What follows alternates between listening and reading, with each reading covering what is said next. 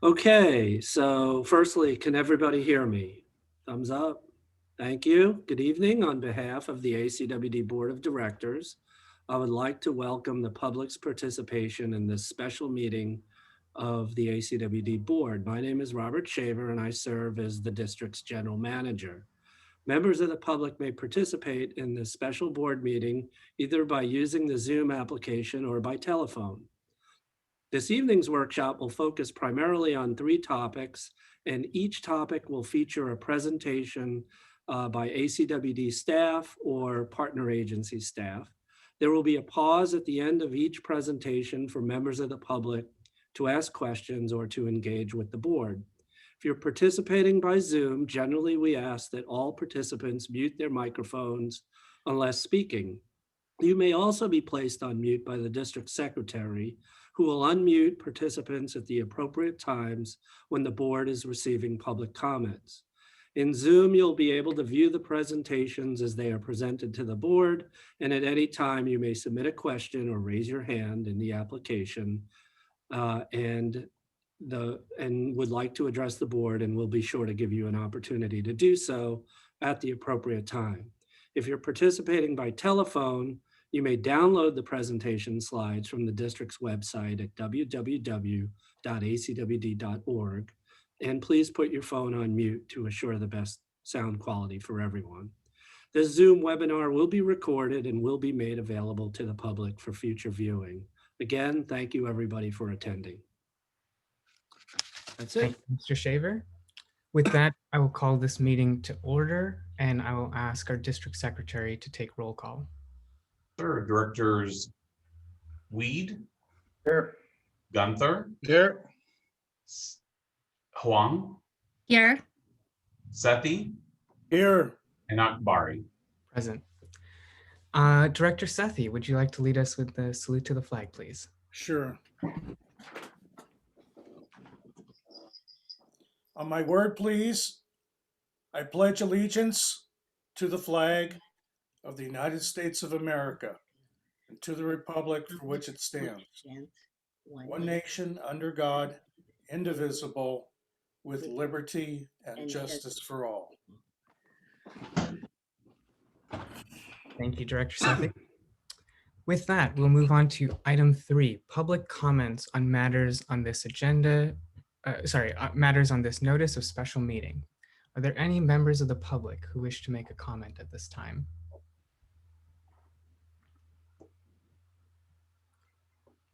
Hearing none, and I don't believe I see any hands raised. Can the district secretary confirm that there are no hands raised? I can confirm there's no hand raised at this time. Great, thank you. Okay, well, with that, we will move on to item 4, our water resources planning workshop. This workshop follows and builds upon a series of 3 board workshops held in calendar years 2019 and 2020 that focused on a number of water resource planning related topics, including forecast customer water demands, water use efficiency and conservation, long-term management of the district's imported and local water supply portfolio, future water supply opportunities, the current and future regulatory framework, and updates to the district's urban water management and integrated resource planning policies, criteria, and strategies. Specifically, this workshop will focus on topics related to the district's long-term management of existing water supplies and future water supply opportunities, including Los Vaqueros Reservoir expansion project updates, which will be abbreviated by LVE, update on the South Bay Aqueduct Reliability Initiatives, which will be referred to by SBA, and semi-tropic groundwater banking program updates. With that, I will turn it over to the general manager or directly to Laura. Yeah, so I'll just make a couple of brief comments. Thank you, President Akbari. And thank you again, members of the public and agency staff. I want to thank Marguerite Patel from Contra Costa Water District in advance, as well as Erdam Abraham from the Department of Water Resources for helping us out this evening and presenting some of these materials, as well as being available for any questions that board members may have. We have a lot of information to present this evening. I hope that the board finds this information useful and it will allow us to do any deeper dives into any of the subject topics that we have on the agenda this evening. So with that, I will pass it over to our Manager of Water Resources, Laura Heides, who will get us going. Thank you, Mr. Shaver, and welcome to all who are in attendance today. The Water Resources team is pleased to be here to share a number of updates with the board. We've got a packed agenda, as you've heard, so we'll be pausing at the end of each section for questions, and we are also happy to revisit any slides during the discussion period as questions are held to those pause points. I would like to introduce some of the district staff that are presenting today here with me, including Mr. Thomas Nizer, Water Supply and Planning Manager, Michelle Myers, Groundwater Resources Manager, and Leonard Ash, Water Supply Supervisor, who will all be presenting in addition to our guests that Mr. Shaver introduced. So we have an outline here of what we'll be covering: the Los Vaqueros expansion, Sba Reliability, semi-tropic, and then we'll just close with a few next steps as to future things in the hopper. Next slide. So today's workshop, as you heard, builds on the past workshops we had in 2019 and 2020. This is all focused around programs and projects toward meeting the district strategic plan goal number 2, sustain a reliable, high quality water supply for the district and its customers. And participating today, we do have Contra Costa Water District, Ms. Marguerite Patil, and Department of Water Resources, Mr. Erdam Abraham, joining us tonight. So we're fortunate to have those partners in attendance. So I wanted to just take a moment to mention that we have a number of other water resources planning processes going on and initiatives that we're not going to be getting into detail and covering today. The first 3 you see on this list are major efforts going on at the moment that we will be covering with updates to the full board later this year. And we will also be providing updates via committee on these items and more through the regular committee process, and with notes, of course, going to the full board in the agenda packet for meetings. So, and we're always happy to bring something to the full board if there's significant interest. But we won't be covering these particular topics today. So tonight's goals are threefold. First, to update the board on some key issues related to long-term water supply management, our Sba Reliability Initiatives being led by the Department of Water Resources, our semi-tropic groundwater bank. We'll be receiving an update on Los Vaqueros project activities, both here and from Contra Costa Water District. And we'll also be sharing progress, and we'll be looking to receive potentially some additional feedback from the board on the Los Vaqueros expansion Joint Powers Authority formation. Next slide, please. So with that whirlwind introduction, I would love to turn it over to Ms. Marguerite Patil, who's joined us from Contra Costa Water District to cover some important updates on the Los Vaqueros Reservoir expansion project. So great. So good evening, President Akbari and members of the board and staff. I'm pleased to be here tonight. So if you would advance to the next slide, please. Oh, I think Andy is switching the presentations. Please bear with us for a moment. Worries, I apologize. I don't have any jokes or anything I can do to fill time. Great. So Andy, if you could go to the next slide, please.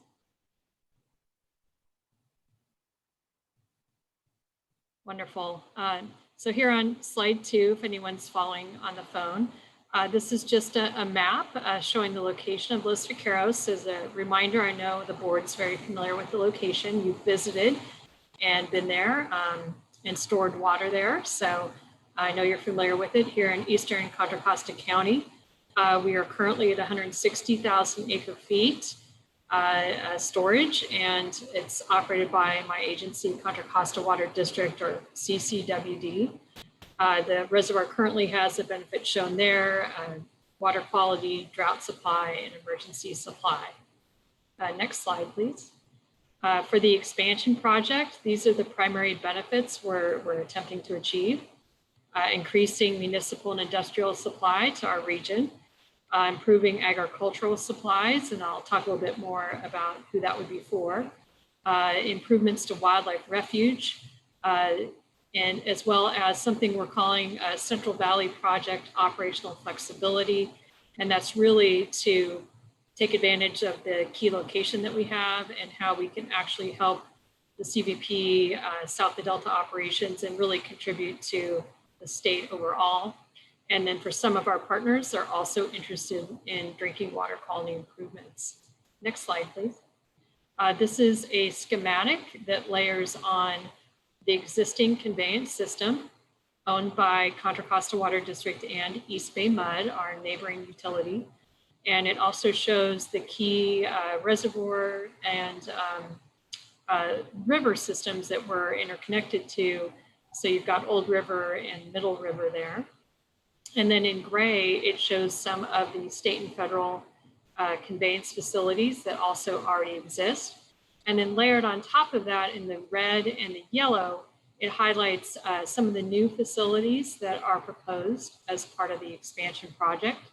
So as you can see, it's a combination of adding 115,000 acre foot of additional storage, as well as key pipeline pump station and a key intertie called the Transfer Bethany Pipeline, shown there near the bottom. Next slide, please. I know this is a recap for you as well, but just as a reminder, the project local agency partners, or LAPs as we call ourselves, include Central Valley project contractors, state water project contractors. Grassland Water District is our partner that represents the South the Delta Wildlife Refuge. And then we have folks such as East Bay Mud, who are a CVP contractor but have their own supplies, as well as San Francisco and the Bay Area Water Supply and Conservation Agency that is partnering through San Francisco. The partners really haven't changed since I think you've had the last update from staff, but the slide did reference how some of the partners are organizing themselves, where we have the 4 entities under San Luis and Delta Mendota that are participating together. We have Bosca and San Francisco participating under San Francisco. And then my agency, we include the city of Brentwood in our sort of membership in the project. Next slide, please. Folks asked me for the local agency partners, or LAPs, what are the basic ways that folks can participate in the project? And so I think there's just 3 general ways to look at it. For some partners, they're interested in what we're calling dedicated storage in the reservoir. So this would be a case where an individual agency sets a determination that they want a certain capacity and storage for their individual agency's use that would be reserved for their exclusive use. And they would put water in there or reserve water in storage for their own use for a drought or emergency, or perhaps even use in every year. Other partners see more of a variable need for storage, and they're interested in something called pooled storage, where the different partners could join together in a pool to share storage in Los Vaqueros, but their individual agency share would vary year to year, depending on their needs. So it just allows a little bit more flexibility, and it works well for folks that perhaps only need water in an extreme emergency or a drought.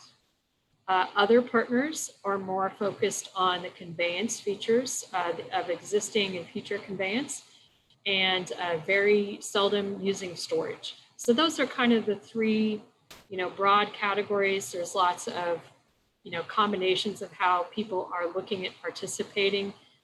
For our part, we're just trying to customize it to meet the partner's needs. And on that note, although we've been analyzing the project for many years, we're still evaluating different operational scenarios.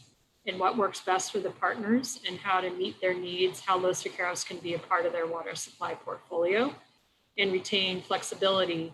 We're very aware that with climate change and the change in Delta regulatory conditions, needs can change over time. So we want to make sure we have a flexible project that can adapt and meet people's needs into the future. And together with that, as we update and iterate around different operations, we're also updating our priority methodology and the pricing that would go with it. What we're trying to meet, what all the partners have agreed to, is to meet beneficiaries' pay and to be transparent. Next slide, please. So the preliminary cost allocation is shown here. These are shown in millions of dollars for capital cost. These are from the final feasibility report that was prepared last year by Reclamation with some support from CCWD and our great team of consultants. So these cost estimates are about August 2020. What's shown here is actually a new number. I have a highlight for you. The state share just increased as of last week. We were previously at $459 million award. Last week, the California Water Commission awarded an additional inflationary adjustment of 2.5%. And they've indicated there may be the possibility for future increases if additional funding becomes available. So now we're at $470 million. The federal share is shown there at $223 million. We did qualify under the WIN Act, Water Infrastructure Improvements for the Nation Act, as a state-led project. And so we would be able to qualify for up to 25% federal cost share. The federal cost share, just to note, they actually do already, through their process, adjust for inflation. So that number could go up and down depending on the actual construction cost. And then the remainder we've identified as a local funding share. One more note on the state share. We are, I believe, the only storage project in Proposition 1 in the state storage program that has dual classifications. So I just want to highlight that, currently we're showing we're at about 52% state funding. We're not held to the 50% rule. So the Water Commission can opt to give us more funding as long as they can see the benefits to the state. Next slide, please. Folks often ask, what are the cost estimates? What's the range? And these are, very much preliminary, as I noted before, because we're iterating on the operations and modifying the financials to go with it. This is just kind of a preliminary look. For folks that are participating in dedicated storage, as you might imagine, that's the higher end of the range because folks are not taking water out of storage very often. So part of that cost reflects the cost of holding water in storage that they later divert. Pooled storage, it's a shorter duration of storage at lower cost, and then conveyance only is at the lower end of the range. We have done our cost estimates with, a reasonable amount of contingency in there. So we're in the process of refining those to reflect a number of refinements. And I guess the bottom line for everyone to know is that we're actually anticipating the costs actually coming down somewhat, not going up. I recognize that's unusual these days, but I think it's partly because the project's just farther along in the development process. So we have more confidence in our construction cost estimates and other factors. So, so that's the preliminary numbers. Next slide, please. A few updates for you since I've last been before the board. Last year, we did complete our final environmental document shown here. That was published about a year ago. CCWD was the lead under the state environmental CEQA requirement. And we did complete our certification process and approval and completed our notice of determination last May. We had a slightly normal than longer tolling period. It looks like it advanced to a different slide. If we could go back to that slide, that'd be great. maybe it switched presentations. I'm not sure. Laura, are you? Great, thank you. So we did complete the tolling period without any legal challenges. And I just want to pause there because this is very unusual for a storage project or frankly, any water construction project of any size in California. So we're still very pleased about that outcome. Next slide. Thank you. Another milestone we reached last year is, as I mentioned before, is completion of the final feasibility report. And after publication, the Secretary of Interior also determined the project was feasible and recommended for implementation. This paved the way for, as I mentioned, to get up to 25% federal cost share. And we did get our next installment of federal funding last month of almost $12 million. And I think this thing to highlight about that is it included a little over $4 million for construction. And so that's our first round of construction funding for federal funding. Next slide, please. We have a number of activities that are ongoing right now. I'm happy to answer any questions folks have about the details. We have the permitting is well underway for both state and federal permits. We are very far along on the dam design. We're at the 50% review point. It's under review by Division of Safety of Dams. We had to accelerate the dam design in order to get our state Division of Safety of Dams permit. That's a state requirement to get our state funding. We are also working on a number of agreements and laying the groundwork for all the different permits and approvals that are required to move forward on the project. One of the things I'll highlight that's coming out soon for state board staff to review is our change petition to modify our agency's existing water rights, our Los Vaqueros water rights. So that's in progress with state board staff right now. And then other key agreements are what we call the service agreement. That's the main financial agreement for local agency cost share of the project. Our coordinated operations agreement, we have one right now with reclamation that's going to need to be updated for this project. And we'll need a new operations agreement with Department of Water Resources. We have a number, speaking of DWR or Department of Water Resources, we'll need a number of agreements with that entity. And so we've actually just completed a memorandum of understanding with DWR that actually lays out the process and the timing for all our different ways that we're partnering together on this project. And then various funding agreements are in the works as well. Next slide, please. I want to drill down a little bit into Joint Powers Authority formation. As the board knows, that's what we are targeting for this spring. And I know you had an excellent overview by Laura Heides a few months back on where that agreement is sitting. And I do also want to thank General Counsel for his support. Pat Niaki is participating in our legal work group. And the legal work group is well underway on drafting the Joint Powers Authority agreement. They've made really excellent progress in that regard. So we are targeting that this spring it would be ready to come to you for your consideration.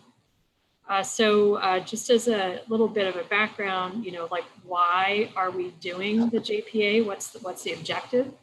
It's really to provide a foundation for the governance of the project and ensure that all the partners have a seat at the table. We also need to make sure that we have sufficient stable funding for the project, particularly the local cost share, and have the structure in place for how the project is going to be designed and constructed and operated. I already mentioned how important the beneficiaries pay principle is, and the JPA, I think, provides for a very transparent public accountability for all the project financing and benefits. And then also because we have a number of partners involved with varying needs and have different schedules of deliveries, the JPA would really be the hub of the wheel for scheduling deliveries and resolving conflicts and synergies and focusing on priorities for how the project would be operated and adapted over time. Next slide, please. People also ask, I think often about like, what's the difference between the Joint Powers Authority role and Contra Costa Water District, so I'll speak to that. The JPA, again, is really the hub of the wheel for all the different agreements. So the JPA would be the entity to enter into agreements with the state called the Contracts for Administration of Public Benefits, which are the long-term monitoring agreements for the state public benefits. Would also enter into the funding agreements and would be the financing entity for any local agency cost share that folks wanted to pursue through the Joint Powers Authority. We have made an option available right now in the Joint Powers Authority agreement that some local agency partners may want to sort of pre-fund their capital cost share or self-finance. And so we're having that option as well. But for those entities that want to pool their resources and finance through the JPA, we'd have that option here. In addition to coordinating partner requests for service, there's also the state and federal benefits going to the wildlife refuges. And they are just like any other customer in the sense that they have a schedule that they need to deliver water through the project. And so the JP would coordinate with the refuge partners, Grassland Water District, and other agencies. And then also, as you'd expect, there's a lot of monitoring and reporting that's required, not only for the permits and the funding agreements, but just as part of the overall state system of how operations of large projects are done and how we share information. For CCWD, our role is managing our early funding agreement with the Water Commission. That's a non-transferable agreement. So we would do that through the life of that agreement, which is really between now and prior to construction. We are the operator of the reservoir system, and the intake's owned by Contra Costa Water District, and that would continue, not only for the benefit of our customers, but for the benefit of the JPA. And then we've let the partners know that we're happy to provide any additional services that might be needed under contract to the JPA as determined by that JPA Board of Directors. Next slide, please. This is really picking the highlights on the schedule. There's a lot that goes into it, but to just keep it to one slide, this is the near-term schedule. And I will say this is definitely the most aggressive schedule we think we can achieve, starting with the JPA formation this spring. We will need to amend or replace our interim funding agreement that we have right now that you all are supporting, our what we call our multi-party agreement that has funding through the end of 2021. So prior to the end of the year, we'll need to either amend that agreement or execute a new interim funding agreement for about the next year to 18 months of work. The earliest possible date we think we would be ready to go to the Water Commission for a final award hearing is about spring of 2022. We do have control, the partners do, on when we go to the commission. There's no set date for that.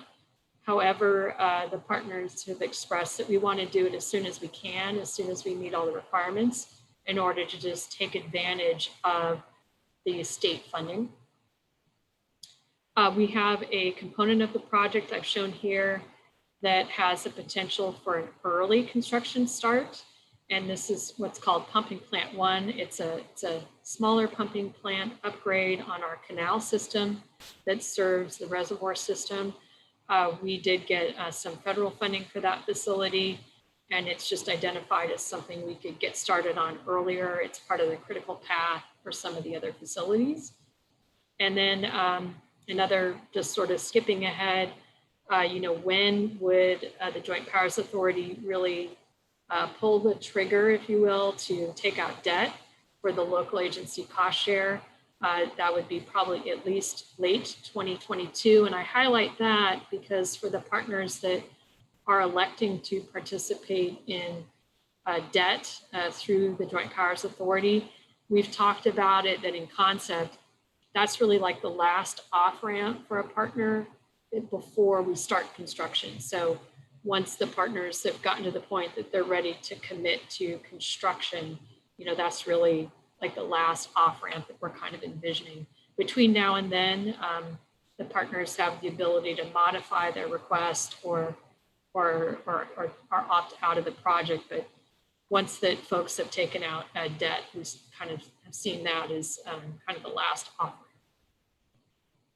And I think that if we could go to the next slide, it's just got my contact info on there for any member of the public that has questions, but I'd like to turn it back to Chair Afari and see if there are any questions. Yeah, well, thank you, Marguerite. Are there any questions from the board? John Weed. Yes, Director Weed. Paul Sethi too. This is the first presentation to this board that we've seen 3 options, in spite of being asked about them earlier. Do we still have the ability as a board to select any one of the 3 options going forward for ACWD?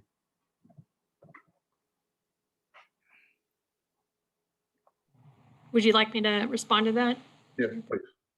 Okay, sure. You do.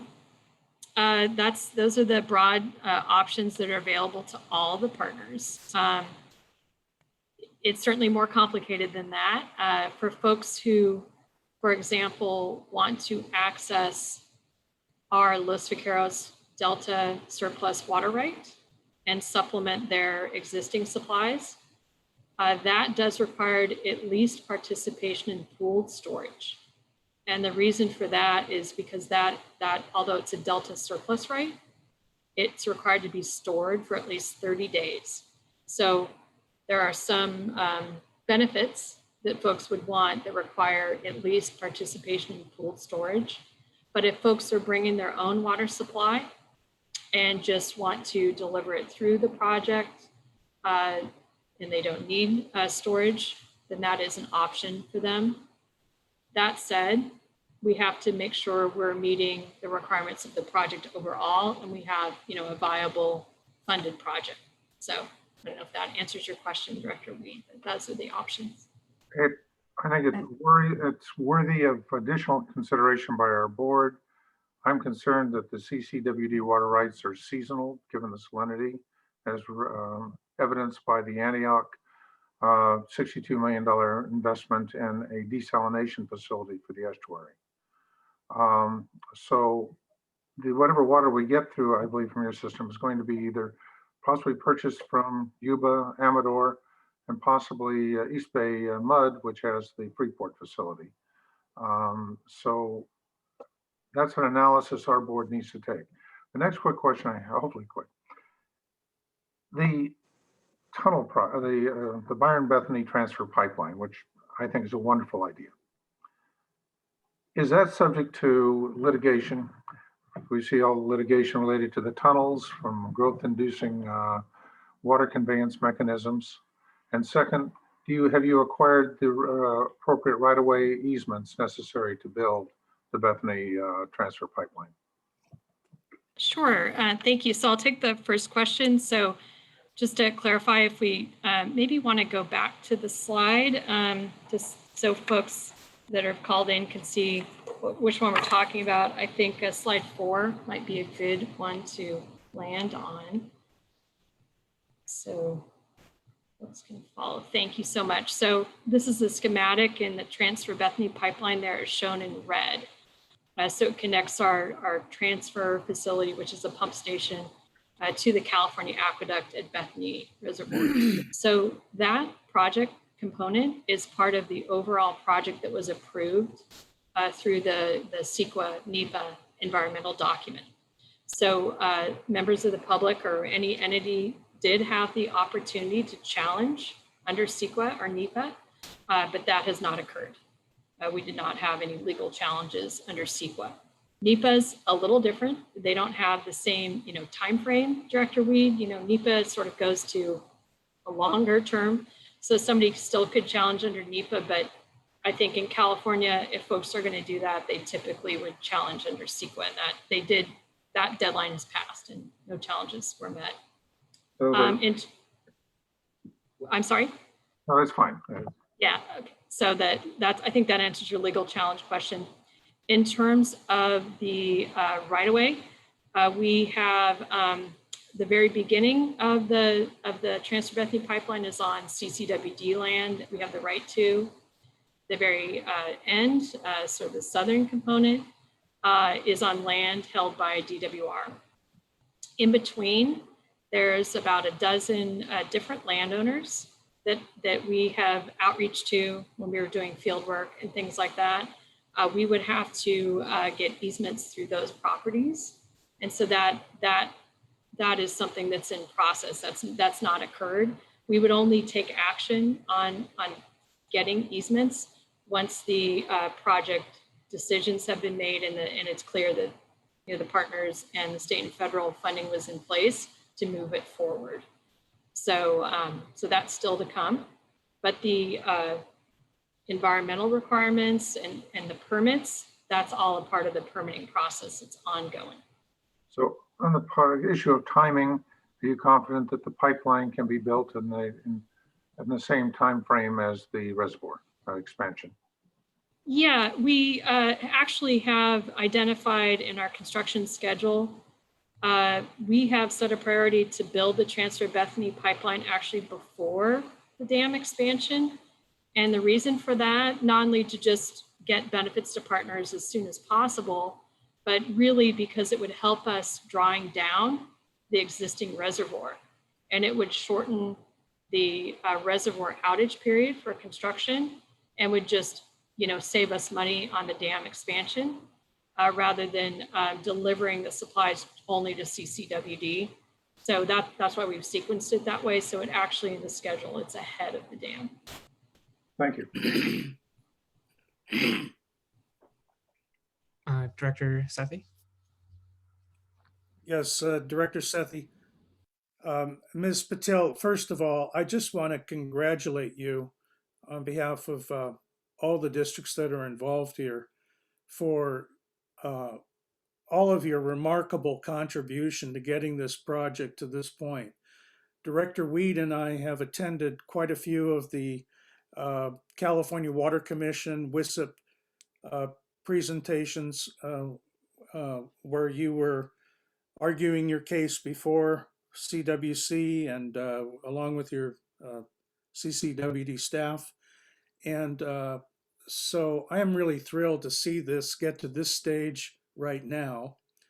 And in reference to slide number 4, I just want to emphasize for our own public in our district the wonderful versatility of all the pipelines and connections and interties that come into play here that may not be obvious when you first hear about the expansion of a reservoir, and also about all the ecological benefits that go along with this project as well. So it does take some time to study to see all the regional benefits that are going on. And I appreciate all your efforts to get us to this stage.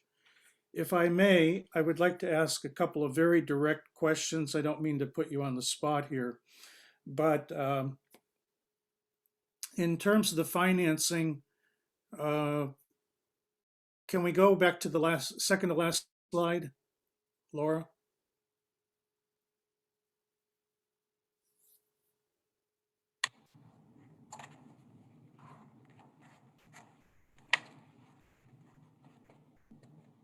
Yeah, okay, second to last slide. Here we are. This is good. So with so many parties being involved right now, is it CCWD or the JPA membership that will evolve here in a few months that will select the bond and disclosure councils? Oh, great question. First, thank you for your comments. That's very much appreciated. So yeah, we have envisioned that the JPA board, once formed, would have to bring on a few different contractors, one of them being outside counsel and financial firm, and eventually closer to taking out debt, bond counsel. We do have currently that the partners jointly selected an outside attorney named Jim Chiampa with Lagerlof LLP. He is in this interim phase before the JPA is formed. He is working to develop the Joint Powers Authority Agreement and I think the first draft of the service agreement. He is doing some initial consulting with bond counsel as it relates to our JPA agreement, just to get some initial review that we're envisioning closer to the point of actually taking out debt. The JPA would have to bring on bond counsel. Yeah, so the reason I raised the question is I think it's very important that there be some arm's length relationship between the JPA and Contra Costa Water District itself in terms of any direct interties with legal counsel, legal counsel representing the JPA, the bond financing counsel, and then the disclosure counsel when you're preparing all of the bond documents. And I think that is in the interest of public transparency, that no one agency is influencing everything that's going on here. You know, it's from some grand scheme. So I look forward to maintaining representation that is in the common interest of all the parties in the JPA. I think what you're saying is very consistent with what's envisioned in the Joint Powers Authority Agreement and what the partners have all talked about. It's really part of that whole everyone having a seat at the table and making sure that the JPA has its own, representation on the legal side, the bond counsel side, because the JPA is the one taking out the debt. And it's the JPA board that is including all the members that have the role. And we totally agree that that's one of the whole reasons to do this as a JPA and not just do it through CCWD. Right. And the other comment I wanted to make, and this is not an exact science, so just take me for my own knowledge of the Wall Street industry on doing financings, that you're planning a late 2022 financing. It would be nice if we had all the bond documents prepared by that point in time and reviewed by all the different boards and agencies that are involved.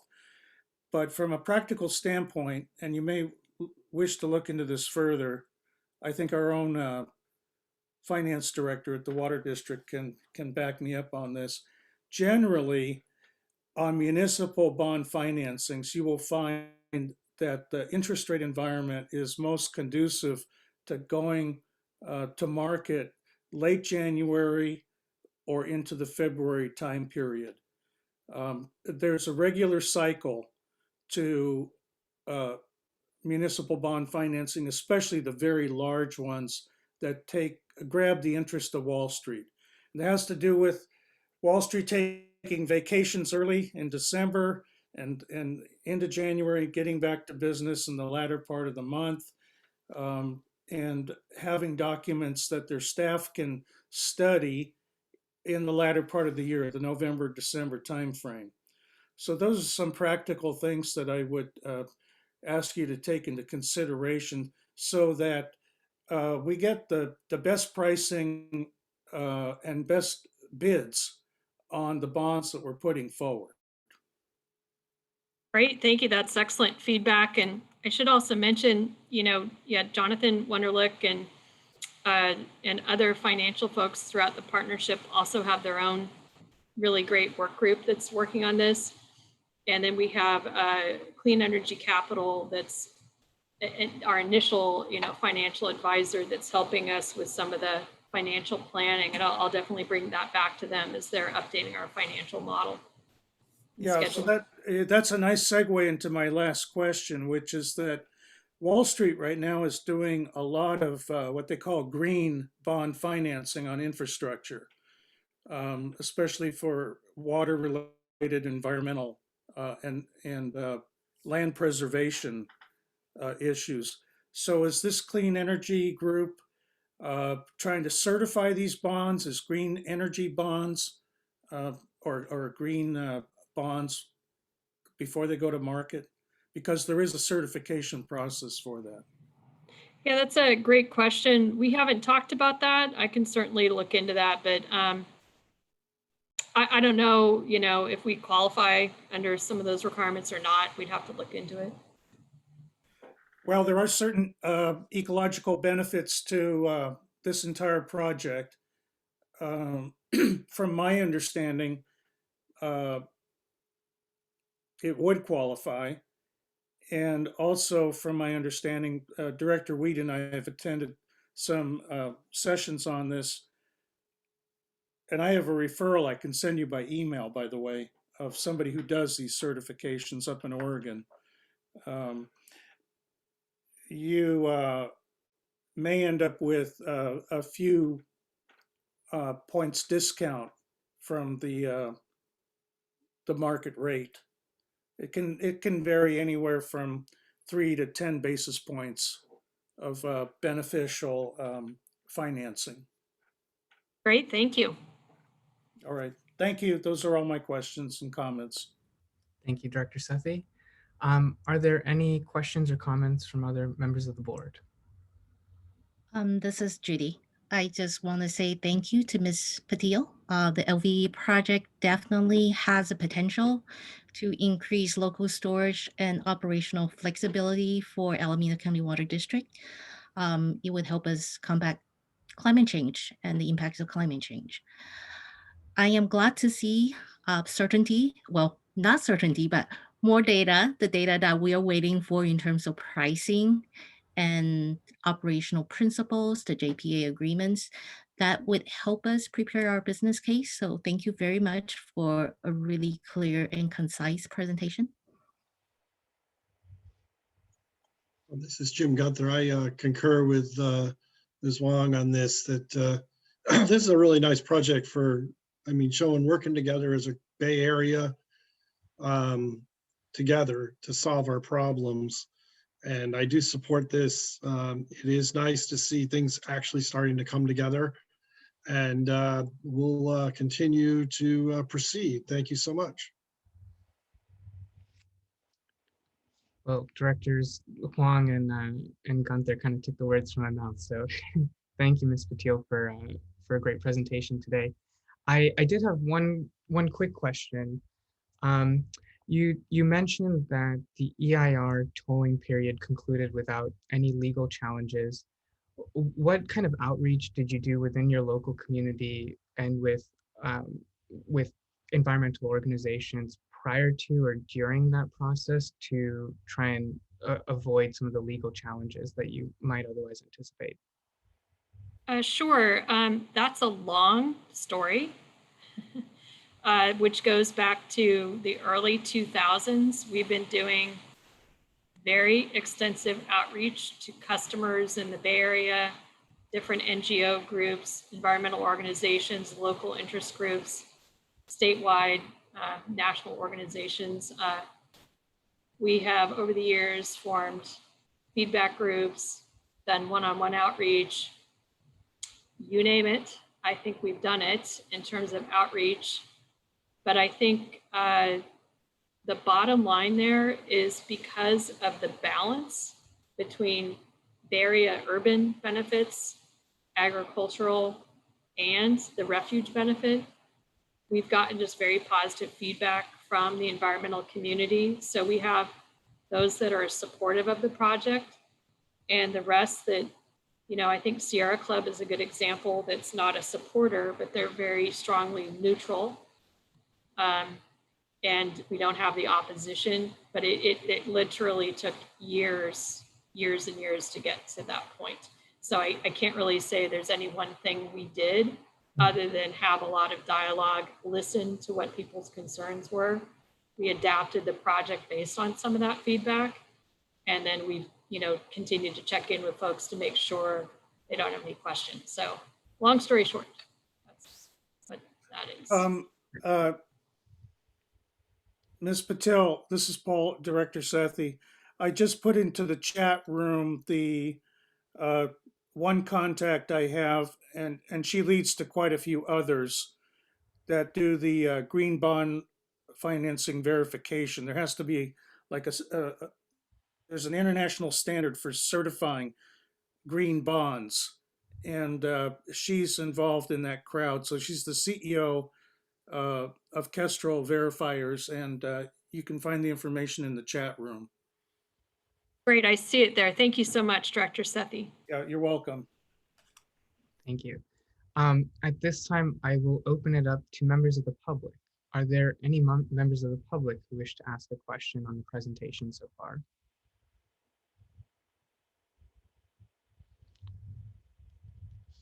I am hearing none and seeing no hands raised in the Zoom app.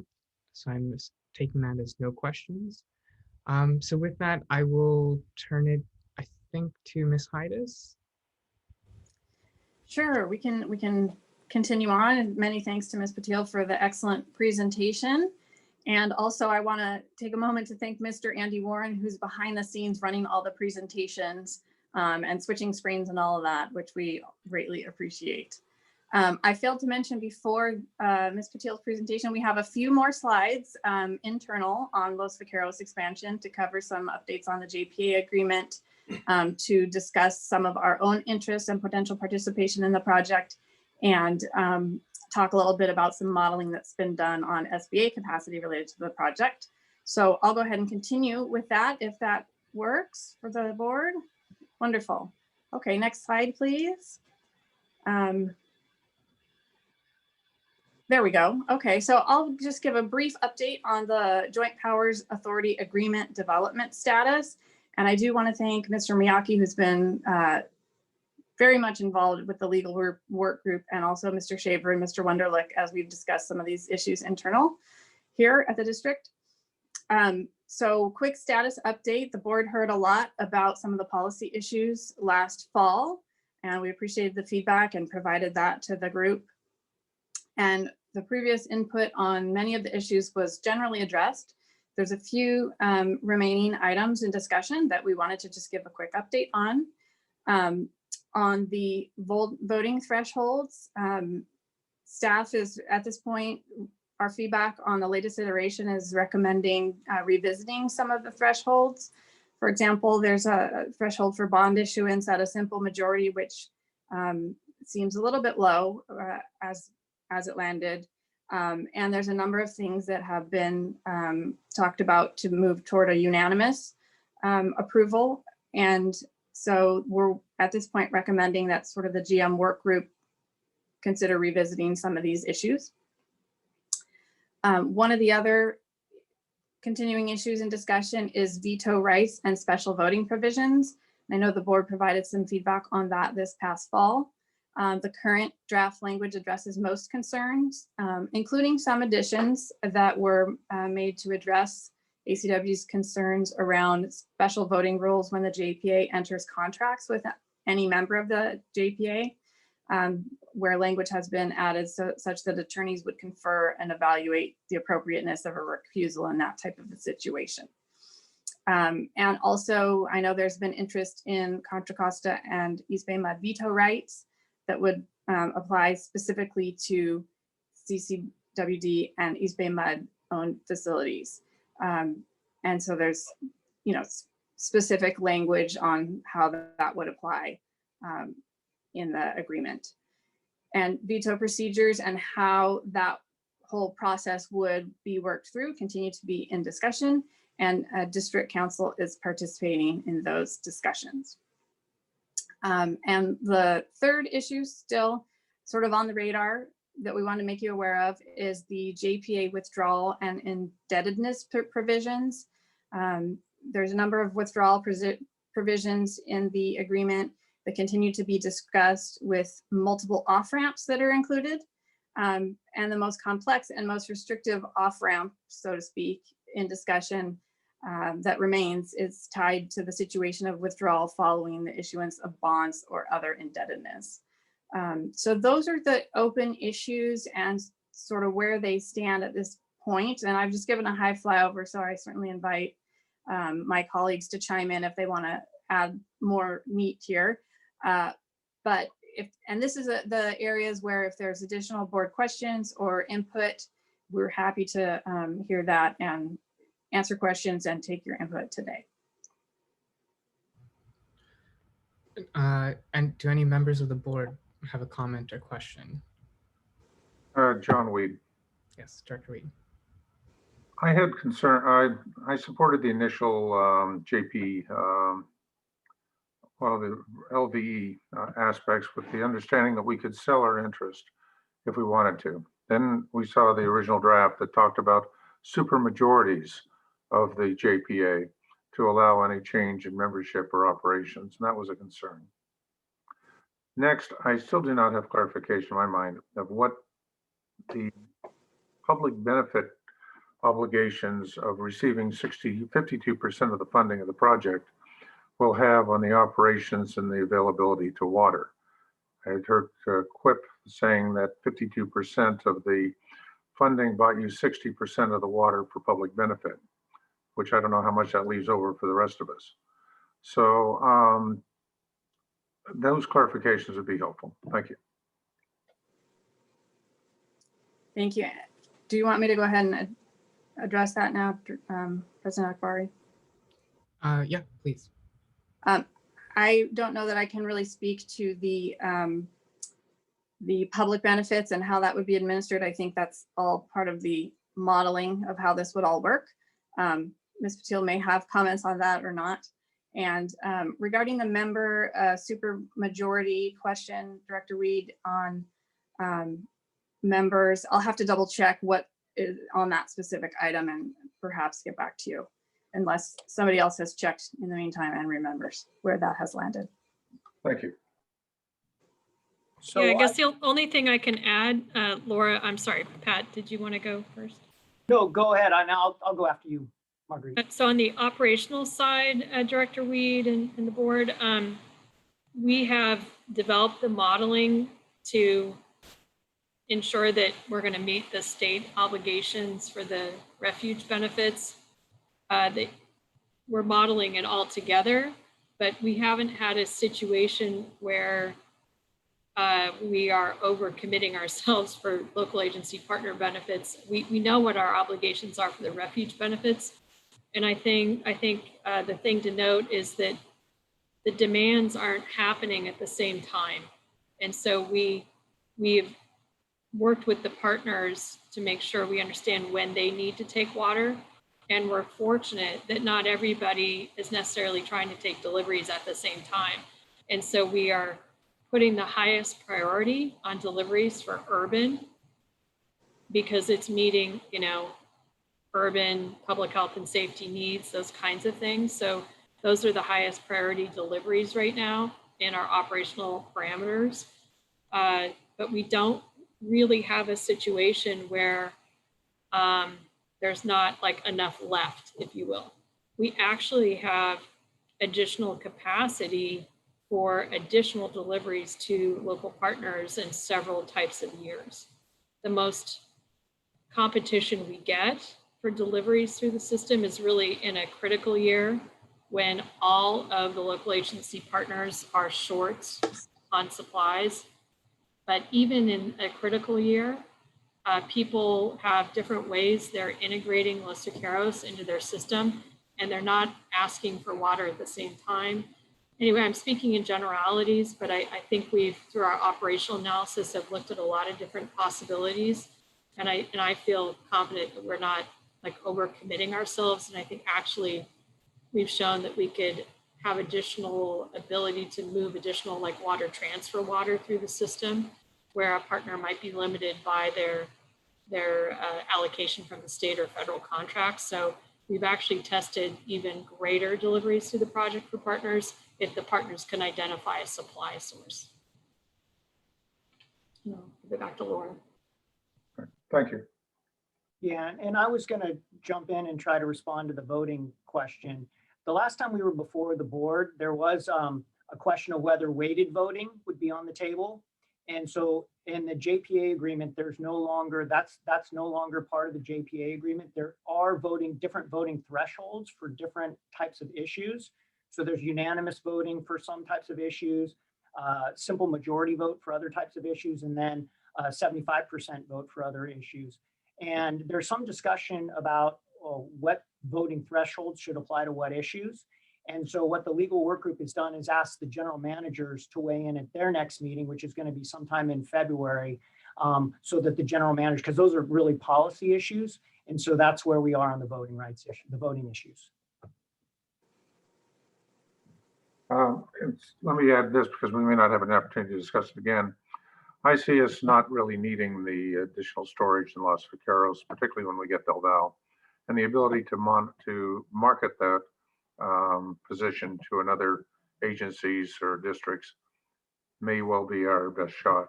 Or maybe we will declare it part of the public benefit in order to get a more viable project. But that type of flexibility can be compromised if we need to have significant supermajorities. Thank you. So Director Weed, this is Bob Shaver. Thank you for the input on the flexibility.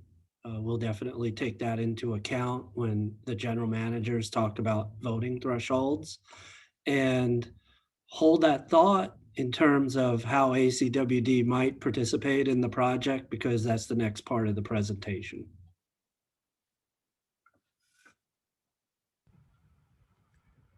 Are there any other members of the board who have a question before we move on? Hearing none. Any members of the public? Hearing none. Ms. Heides, I think we can continue. Okay, wonderful. Thank you. Well, with that wraps up our discussion on the JPA status. And I will now turn it over to Mr. Thomas Nizer, our manager of water supply and planning, who is going to talk us through what ACWD's interests and potential participation in this project might look like. So thank you for being here, Mr. Nizer. Thank you, Ms. Heides. I see my animations are still on screen, so I'll have to step you through those bullets. Thank you. So it's a logical question. ACWD's already got a pretty complicated system. Why? What's in this for us? What's the interest? And the usual response, these are slides we did for a regional presentation, but it's the old real estate adage of location, location, location. The main thing is this facility is directly next to existing state water project facilities, and by all intent will be connected to the state water project so that we can put state water supplies in there. But unique to this reservoir option is that it's still South Delta, which has its own unique challenges, but it is upstream of ACWD. And what we know from the recent drought was that when we had a shutdown of the Delta itself, the only significant storage that the state has is a small emergency pool in Lake Del Val. But San Luis Reservoir is not gravitationally above us, and so we couldn't get water service. So this provides the benefit of being able to feed us in a real emergency, such as a Delta outage due to either extreme hydrologic event or an actual physical outage, the emergency, an earthquake. And there is, as well discussed, there's the potential to capture Delta surpluses. And I want to make a distinction here right now, since there's been some discussion and speculation as to the reliability of Contra Costa Water District's water rights, which are surplus water rights. The CCWD modeling team has been very smart in how they've approached this. And the modeling analysis done to date has only been the capture of Article 21 water, which is state water supply that ACWD has a contractual right to take if we have a place to store it. And that's usually why we can't take Article 21 water, is because we don't have storage and capacity to move that water from the Delta. So the reliability that there is a new supply here that ACWD could benefit from because we are a state water project contractor, is very high. Next page, please.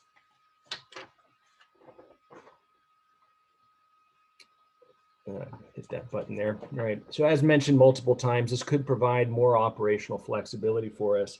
Another thing we've looked at in our analyses is the ability to preload a little bit of semi-tropic water. Back in 2015, 2016, during the height of the drought, there was interim years where semi-tropic was able to return more water than we had a place to put or could use. So this would give us some additional flexibility in the middle of a multi-year drought, which is really the sort of the climate change scenario of the future that we're thinking more about. And then the second bullet is a big highlight for me, the ability to facilitate transfers between more agencies. Transferring water, main complexities are moving the water.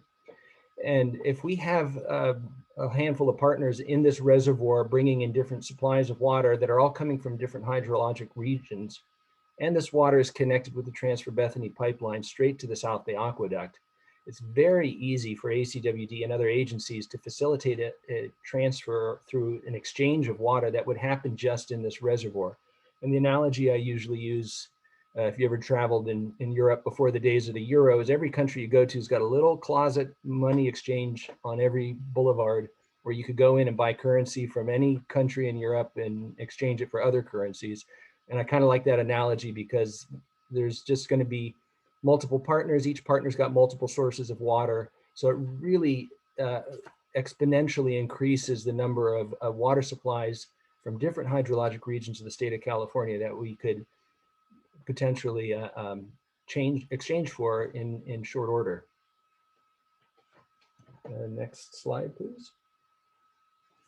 So ACWD's sort of stated interest to date in the expanded reservoir.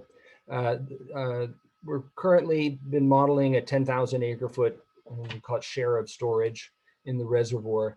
I do want to note that when we originally participated in this with the board, we were looking at 24,000 acre feet. So several years ago, we knocked it down to 10,000 acre feet because the storage, this fits a little bit better with the flexibility elements and how it would integrate into the rest of our system, assuming we don't lose anything of our existing supplies. So we're looking at a combination of benefits from storing state water project supplies, preloading it with semi-tropic returns, because that system works best if you can take it when it's available, same as Article 21 surpluses. And as mentioned, the transfers of water.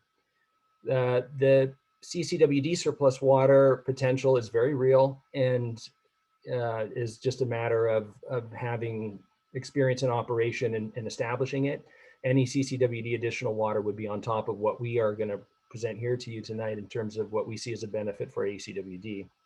And then there's this emergency storage option, as mentioned, having that pool of water in the case of a Delta outage that could be gravity fed to ACWD is a unique new benefit to our very complex portfolio. The modeling to date has been, there's been a few iterations. There's still a long way to go. A lot of it's waiting for the service charge analyses to be completed.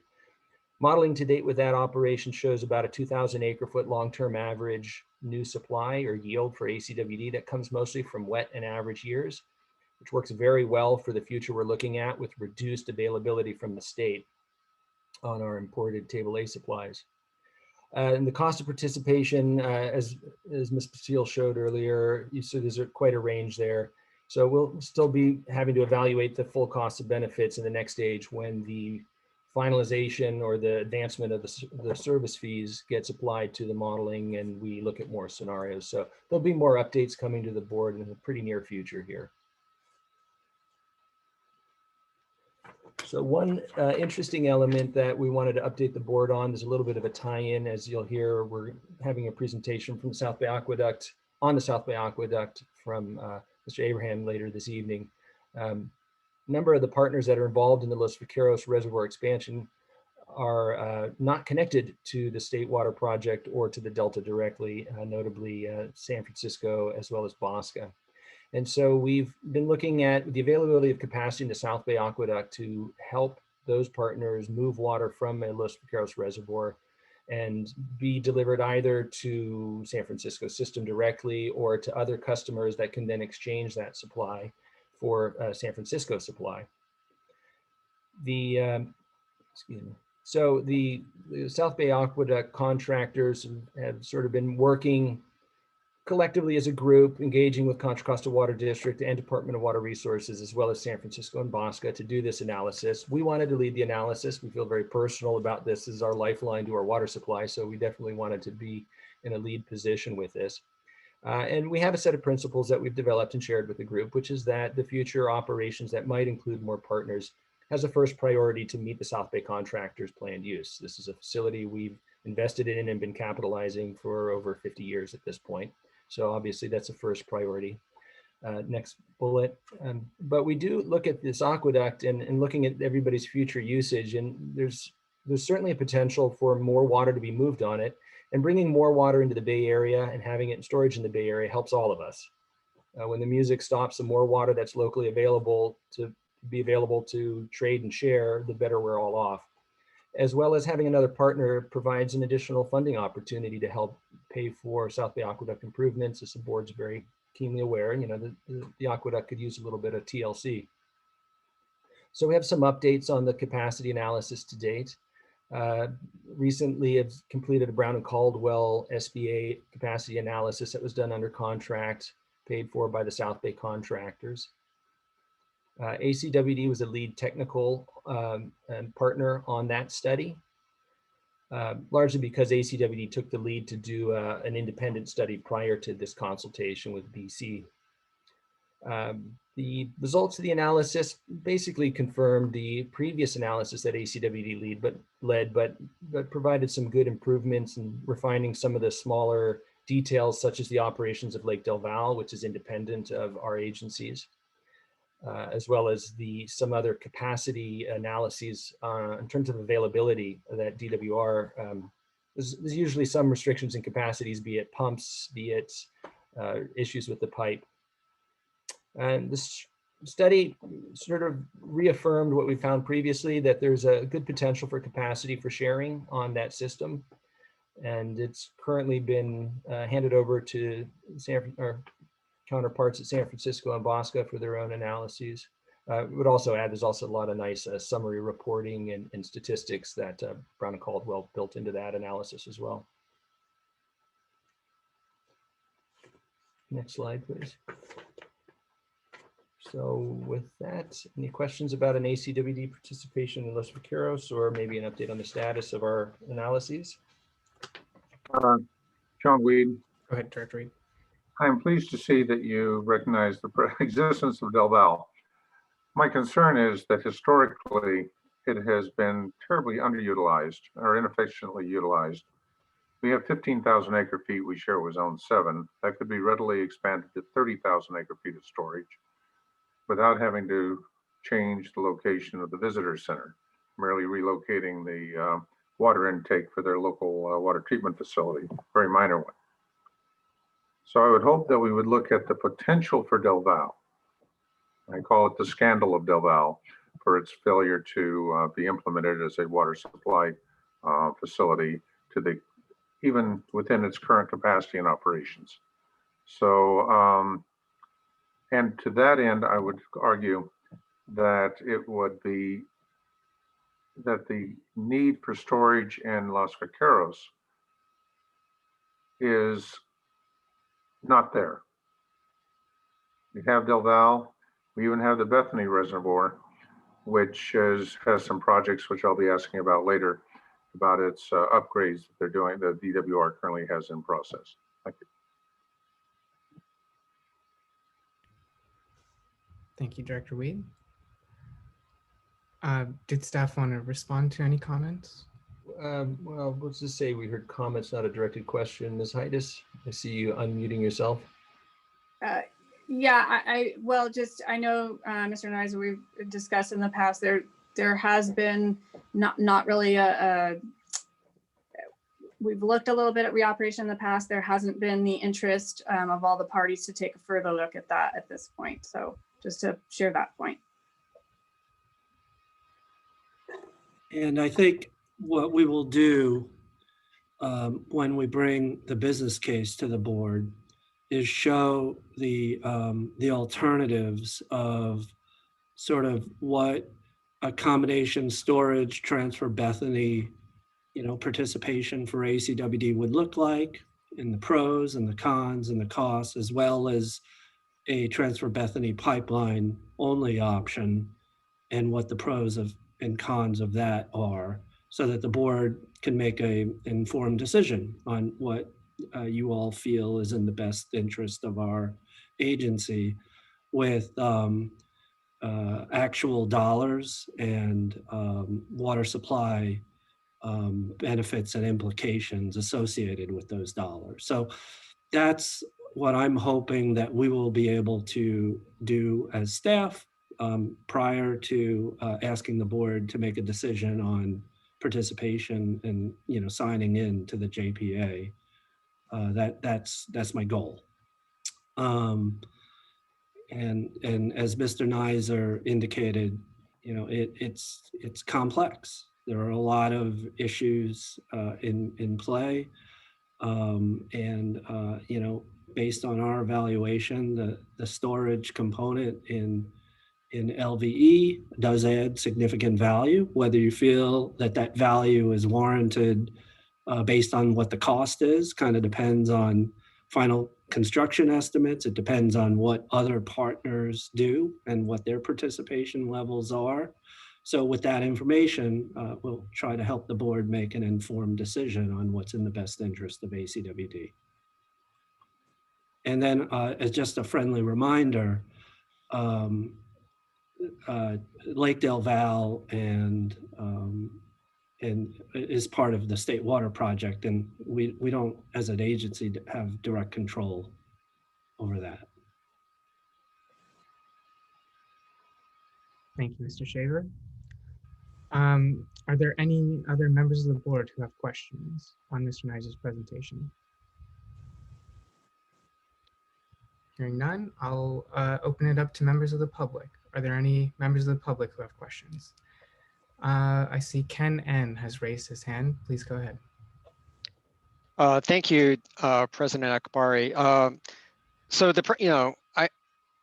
I guess the gist of the previous presentation, I think it was stated correctly or figuratively as location, location, location. With the proposed Bethany transfer pipeline, how firm is this water? That is, can you elaborate on any potential scenarios under which ACWD would be unable to transfer the water that would be proposed to be stored in LVE back to the district?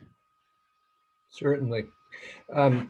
Yeah, I'll just expand a bit on the previous statement. So as a state water contractor, we have access to state water rights of surplus water in the state system. And the way that works is the system is doing its thing, it's delivering water, it's filling everybody's needs that have been requested, and suddenly there's an influx of more water in the winter. And that thus simply defines a surplus condition. If you have basically an unmet need, or this most surefire slam dunk way to get Article 21 water is if you have vacant storage that you can take that water and put it in. So having this reservoir, having a small amount of reservoir storage right there in the Delta, especially using pumps that are not tied to the Delta system, is a very high probability to be able to capture that water. And so that's why it is new water. And that's the value that a storage participation would provide. If we don't have storage, the pipeline can't capture that water for us. DWR will not capture it on our behalf. So capturing the storage, high probability for a planning study, with a lot of hurdles still ahead of it. This is a very high bar in terms of, a very high threshold to say that it's a good, highly reliable assumption here. Now, the beauty of the Transfer Bethany line is that now the reservoir, which is off stream, is connected directly into the infrastructure, the state water project, downstream physically of where the state pumps from the Delta. And the Delta pumping is really where the restrictions we run into. So if the delta pumping is curtailed, whether it's for environmental reasons or a power outage or floods or any other sort of disaster, CCWD's system could gravity flow that water into the vicinity of where the South Bay Aqueduct delivers water to ACWD. And that's the sort of resiliency component that we get from this. So we're not banking on other water supply. As mentioned, CCWD has surplus water rights as well. Right now, they've opted to not model that and give us those numbers, and we're fine with that. We like working with the high reliability of a state surplus. The availability of that water is published. It's included in the state's modeling of the system moving forward with climate change, with sea level rise. It's the same data sets that we draw on for our long range planning. And so this is publicly available data generated by the Department of Water Resources. Did I answer your question? Yeah, sort of. Maybe I should have just asked it more simply. Can you think of any scenarios by, let's say that ACWD has water stored in the reservoir.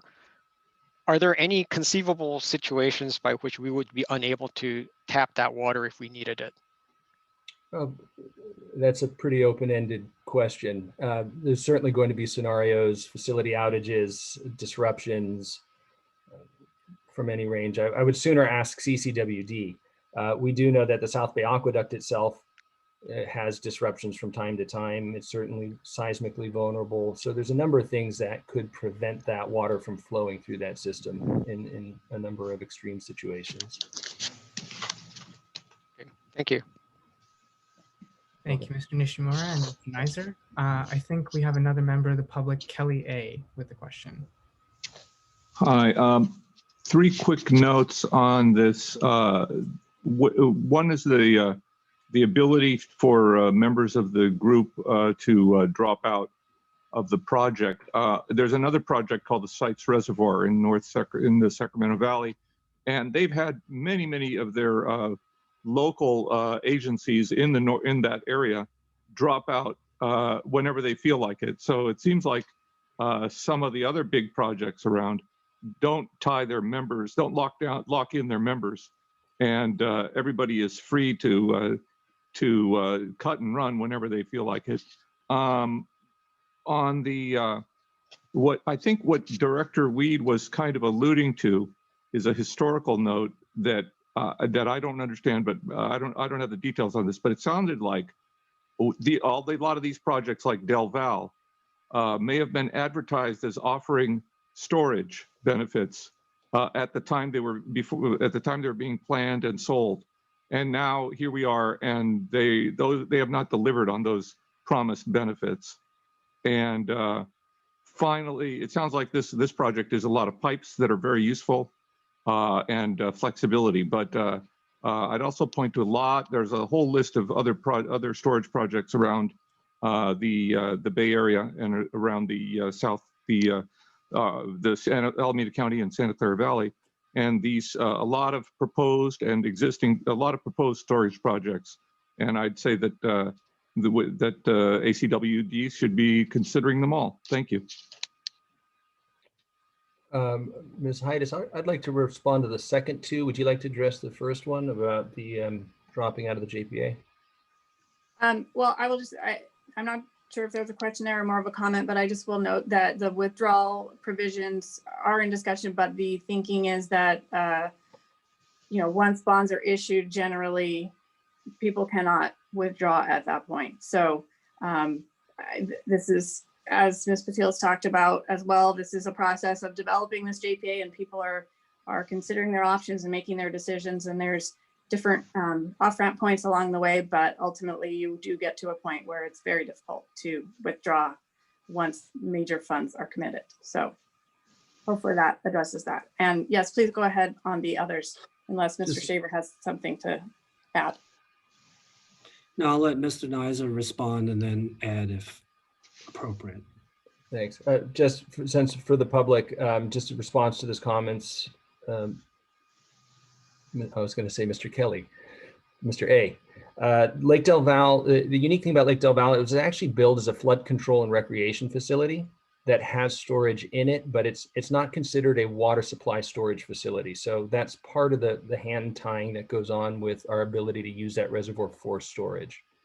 And the storage that we do have is really a mitigation in that they built a reservoir in our watershed that we had prior rights. And so it's largely storing the water that used to come down and we would normally put to the Niles Cone groundwater basin. When they built that in the 50s, they created a mitigation for us where they said, fine, we're going to capture some of your water and we'll deliver it to you. But we don't really have the right to put other water in that reservoir. With regard to other projects, just for the record, ACWD Water Resources Planning staff evaluates every storage option that's available to us, and we are involved with and evaluate all of the major options: Sites Reservoir, Temperance Flats in the past, and any options that come along. We're always evaluating them, and we look for ones that fit into our system.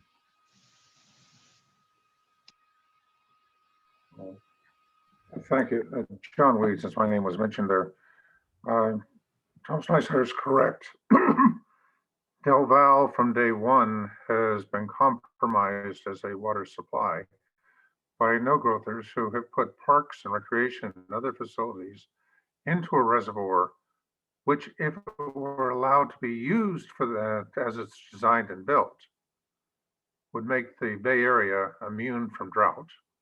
We're spending billions of dollars to support a park facility in the bottom of a reservoir, looking for alternatives to work around that. The least cost water supply was adding 3 words to the WRDA bill and water supply so that the Corps of Engineers can use it for both. That was done in Southern California, and that would be worth billions of dollars to us and greatly reduce the cost of the project we're currently discussing, as well as others.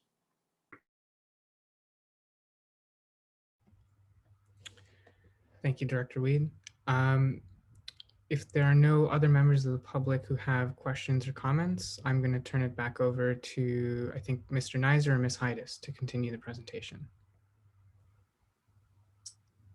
Thank you, President Akbari. I think we're at a pause point of questions where we're ready to move on to the next major topic.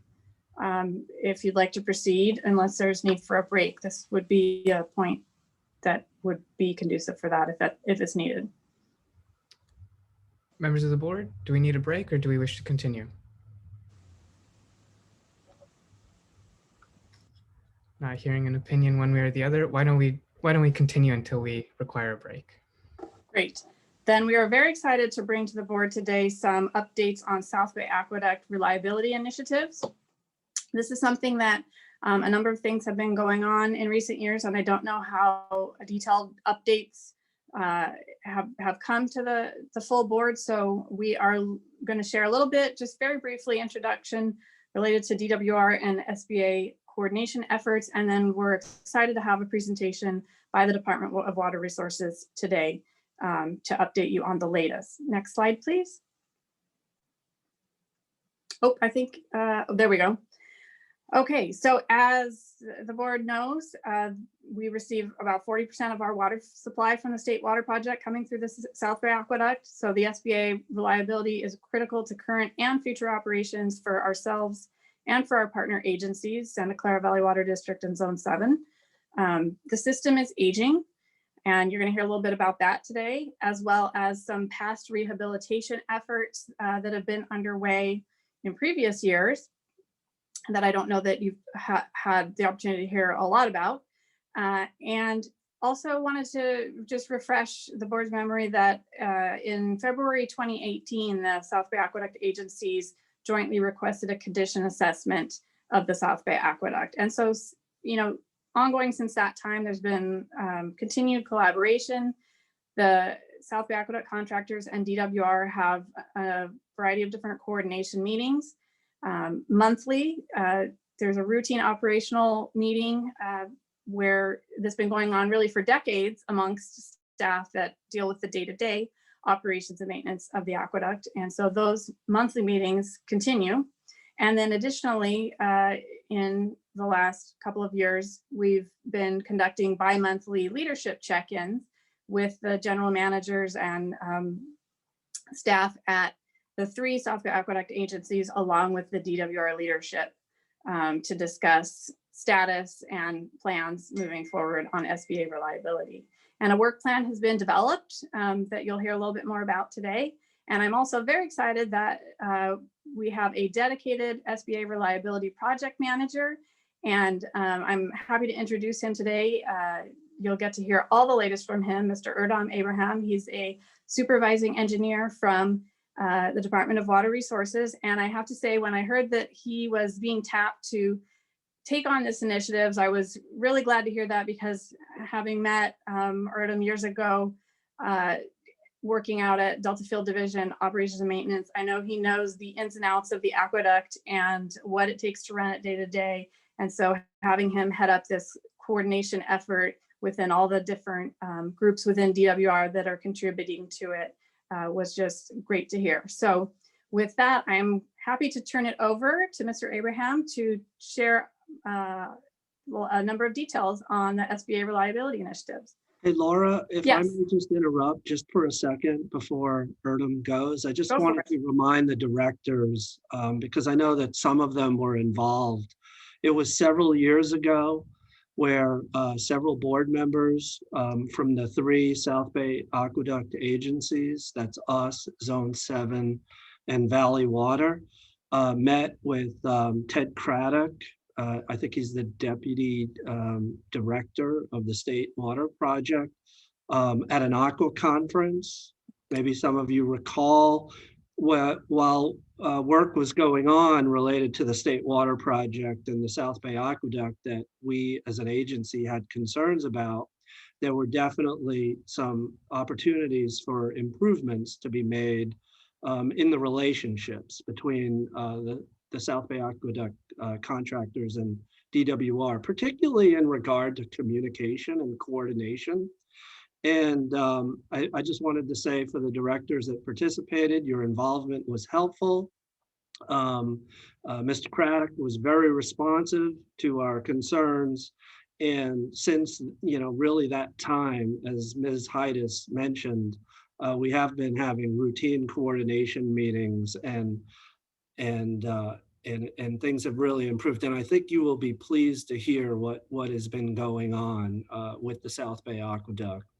And definitely it feels like, in terms of the State Water Project, it's moved up in importance in terms of how the Department of Water Resources is looking at the facility. So I just wanted to mention that, and also since Erdem is on, to remind you all and really state my appreciation as the general manager of our agency for everything that DWR is doing. So with that, sorry about that, Erdem, but I'll let you go. Thank you, Rob. And thank you, Laura, for the kind word. Really appreciate it. First of all, I would like to thank the board and the ACW management team for inviting DWR to come and present DWR current and past activities in relation to South Bay reliability. You're getting a ton of background noise. I don't know if that's on your end or it's pretty significant. Okay, let me just give me one. That's better. Yes, that's better. Okay, let me know if it repeats again. It may be my computer, and I really apologize that I don't have a camera. So you're just going to follow the slide. So that would be okay. Okay. Next slide. This slide actually describes the location of the South Bay facility. Pretty much starts from the South Bay pumping plant. We have different reaches. It actually has different colors to indicate the name of the canals and the name of the reaches, pretty much all the way from South Bay pumping plant to the end of the terminal reservoir in Santa Clara. So next slide. A quick detailed history in terms of South Bay.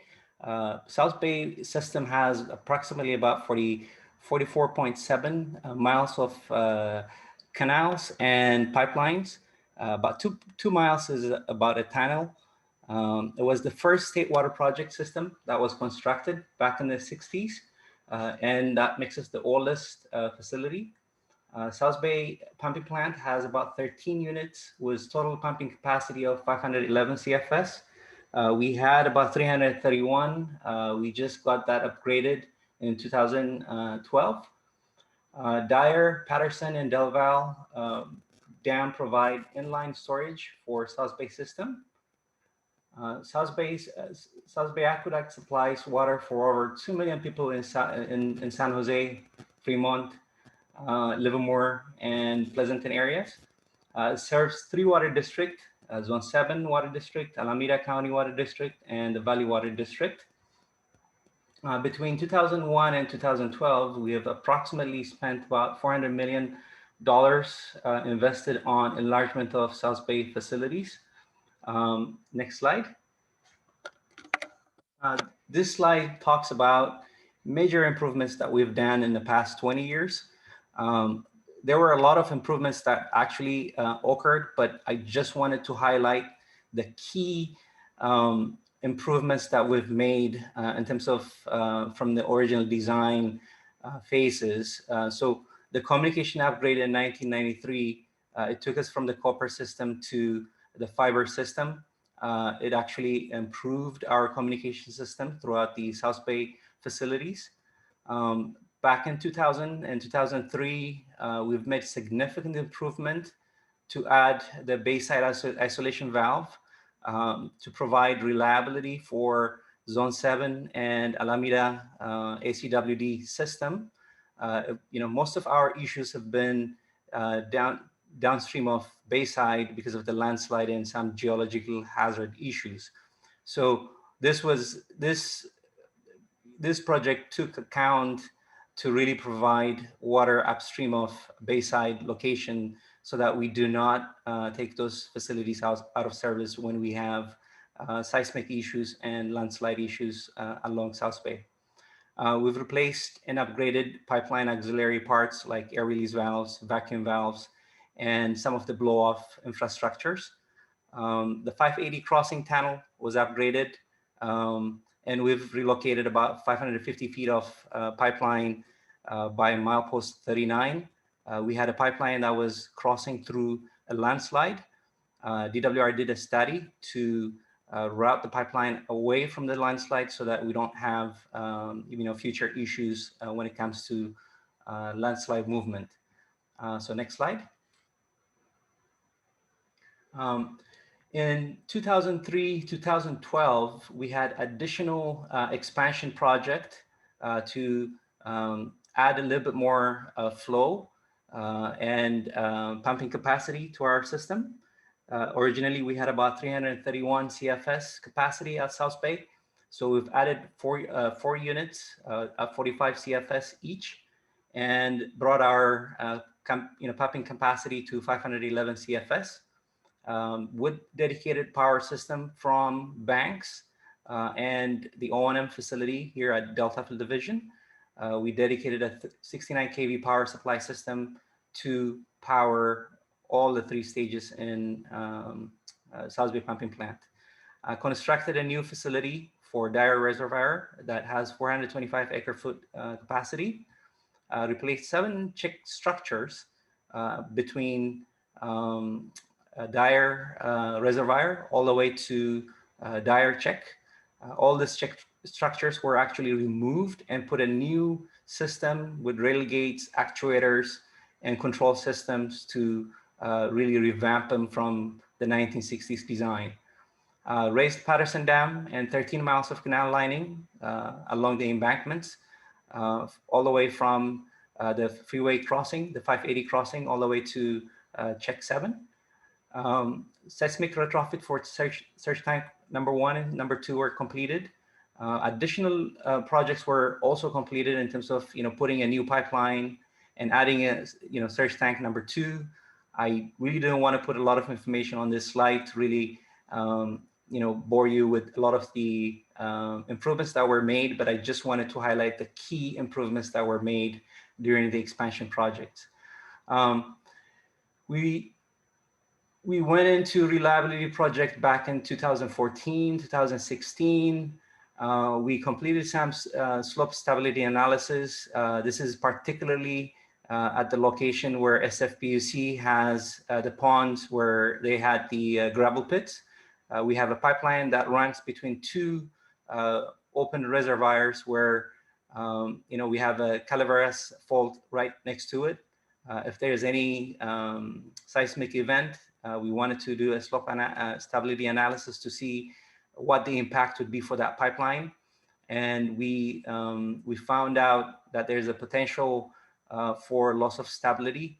SFPUC put some gravel, put some retaining walls in there to really keep the slopes stable.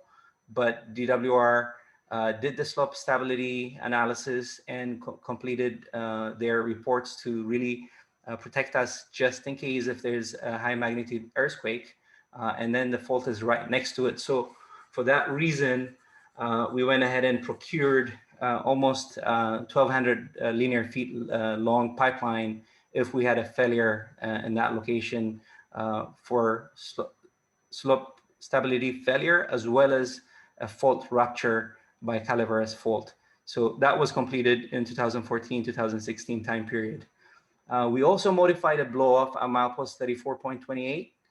This gave us a lot of flexibility to dewater the pipeline quickly in terms of emergency or in terms of any planned outages. It would give us a lot of flexibility to evacuate a lot of water as fast as possible. So this modification was identified as critical piece of our O&M activities. We also installed inclinometers, especially after the LiDAR study. We went ahead and installed inclinometers to see how deep the landslides are located. This is mostly downstream of Bayside, but this was particularly very interesting to us because we wanted to improve the reliability of the system, especially downstream of Bayside. Again, I made a mistake to include, I think this was a repeat of the first item, but this was meant to be procured 1,200 linear feet of pipelines. I just wanted to make that note to everybody. We also installed Kubota pipeline by the terminal tank between Piedmont and Santa Clara's terminal tank facility. We replaced the Kubota pipeline because the compression vault that we had on our pipeline system met its end life. The pipeline was compressing, so we needed to ensure we replace the pipeline to make the system more reliable. Next slide, please. So this brings us to the current improvement reliability.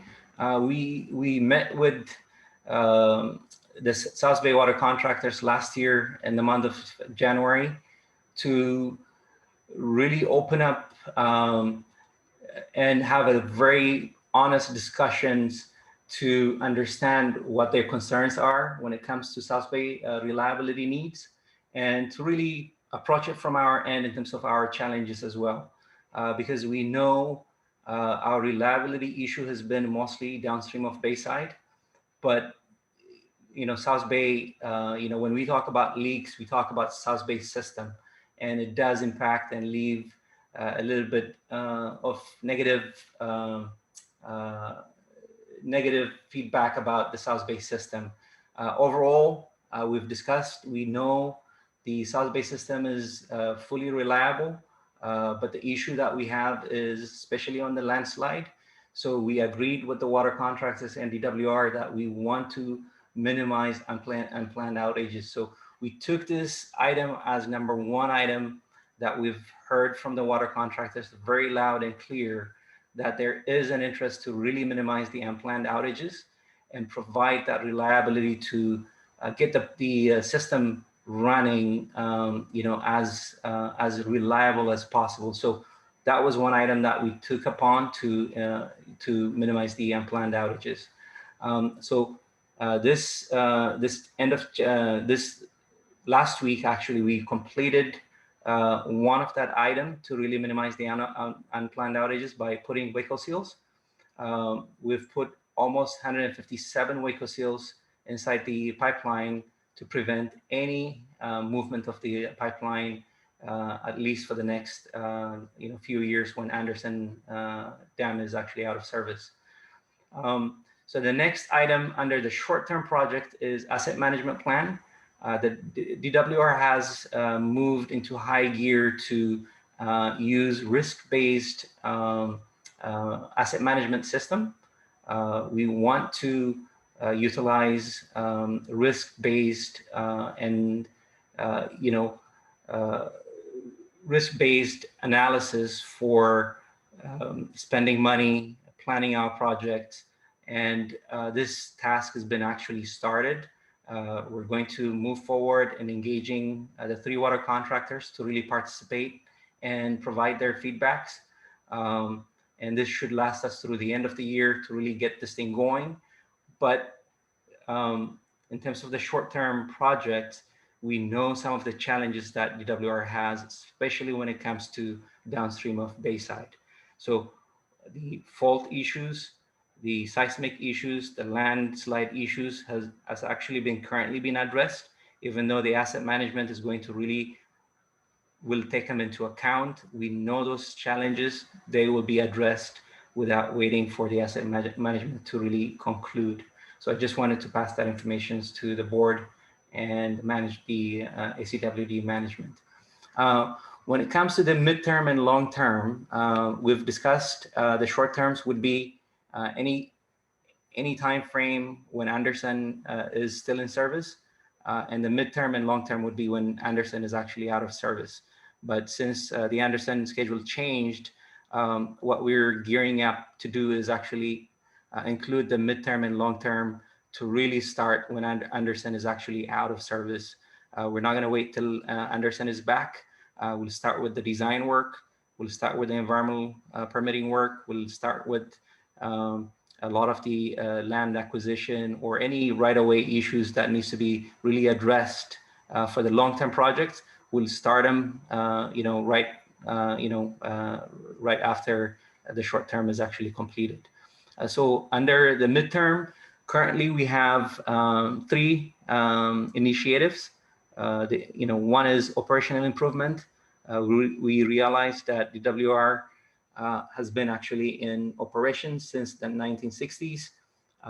This is a perfect opportune time to provide a lot of review, look at how existing operational criteria is, and add additional operational improvements, be it some sensors, additional telemetry, or modernizing some of the remote operation abilities. We would like to really undertake those opportunities with this project. So we plan, we've actually started reviewing our current operational criteria.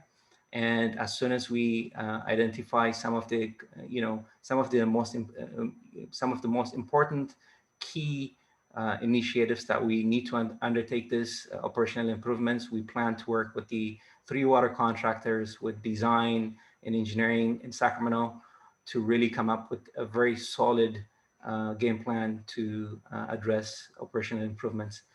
The maintenance improvement is similarly like the operational improvements.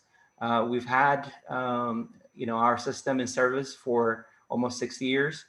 We have a lot of issues in terms of some vault structures being flooded, maybe poor design. We would like to make a lot of improvements in terms of making a lot of our maintenance improvements very solid and efficient to ensure that the facility does not get compromised easily. So this is also an improvement that we've actually started and initiated. We've actually completed most of the work for the plant facilities. We're trying to hit the conveyance facilities in terms of having a lot of spare parts available for some of our air release valves, vacuum valves, looking at the history in terms of how often it needs to be replaced and revamped to make sure all the safety devices in the pipelines is supposed to be doing what it's supposed to be doing. The long-term solution for the South Bay geological hazard, like I indicated, the landslide, the faults, and some of the seismic issues that we've studied in the past. We've addressed some of them when it comes to the fault crossing. We've procured pipelines just in case if we have a huge shift in the ground and we have a separation in our pipeline. and damages. We've protected ourselves from that nature. But the long-term solution is going to focus a lot on some of the issues that we've been having when it relates to the landslide, that we either have to make the ground stable or find a way to really reroute the pipeline. So that work is actually currently scheduled on the books. We plan to really embark on this within the next 3 to 6 months to really get this thing initiated. Next slide, please. So this is just a quick pictures and scenario to really show you what the Waco seals that we've put in the pipeline this last December in January. We've installed about 150 of these Waco seals. Most of the issues on our pipeline, as I indicated, especially downstream of Bayside, has been separation of the joints. We're not losing the pipeline. The pipeline integrity is really good. We've done the inspection, several times throughout the system. We have not found any systematic issues within our pipeline infrastructure. The only issues that we've encountered with our system has been the land movement, making our pipeline joint open. So to really provide that additional support, and not have leaks, we've installed this type of Waco seals that would go in between the two joints. It has a steel rubber support that puts pressure against the rubber band and holds this, if the pipeline moves because of seismic movement or landslide. This is a picture with a person doing the testing and ensuring that the seal is actually working. So just as a sample, just to show you what the Waco seal is. Next slide, please. This is just the milestones and the schedule that we have for the short term and the midterm. I have not included the long term. The long term is going to kick in towards the end of 2021 and then will extend till 2030. That is the game plan. A lot of the work, especially for the pipeline downstream of Bayside, we may opt to reroute the pipelines. So making the connections will probably have to happen after Anderson is back, because we cannot take the pipeline out of service. So for that purposes, the project may start early on in 2021, looking at the design, looking at the environmental permitting requirements. Even the construction could really kick in once we get the permits, and once we have the funding in place, the project can really start. But the final tie-in probably will have to happen after Anderson is back. So we have that planned. I don't have the schedule right here because I was out of room to really include it. I've only showed the short term and the midterm projects. Okay, next slide, please. So that pretty much concludes in terms of what the high level plan we have for Sba Reliability. I know we have the bi-monthly meeting to have discussions and brainstorm in terms of any additional concern we have from the water contractors. I'll open it up for questions. If you guys have any questions, I'll be glad to answer your questions. Thank you, Mr. Abraham. I will open it up to the board, and I see Vice President Weed, I think, has a question. Okay, John Weed. We have a policy of beneficiary pays, and we're the three contractors are the beneficiaries. Do you have any estimate of what the cost of these current proposed improvements are going to be, and what the split will be between each of the contractors?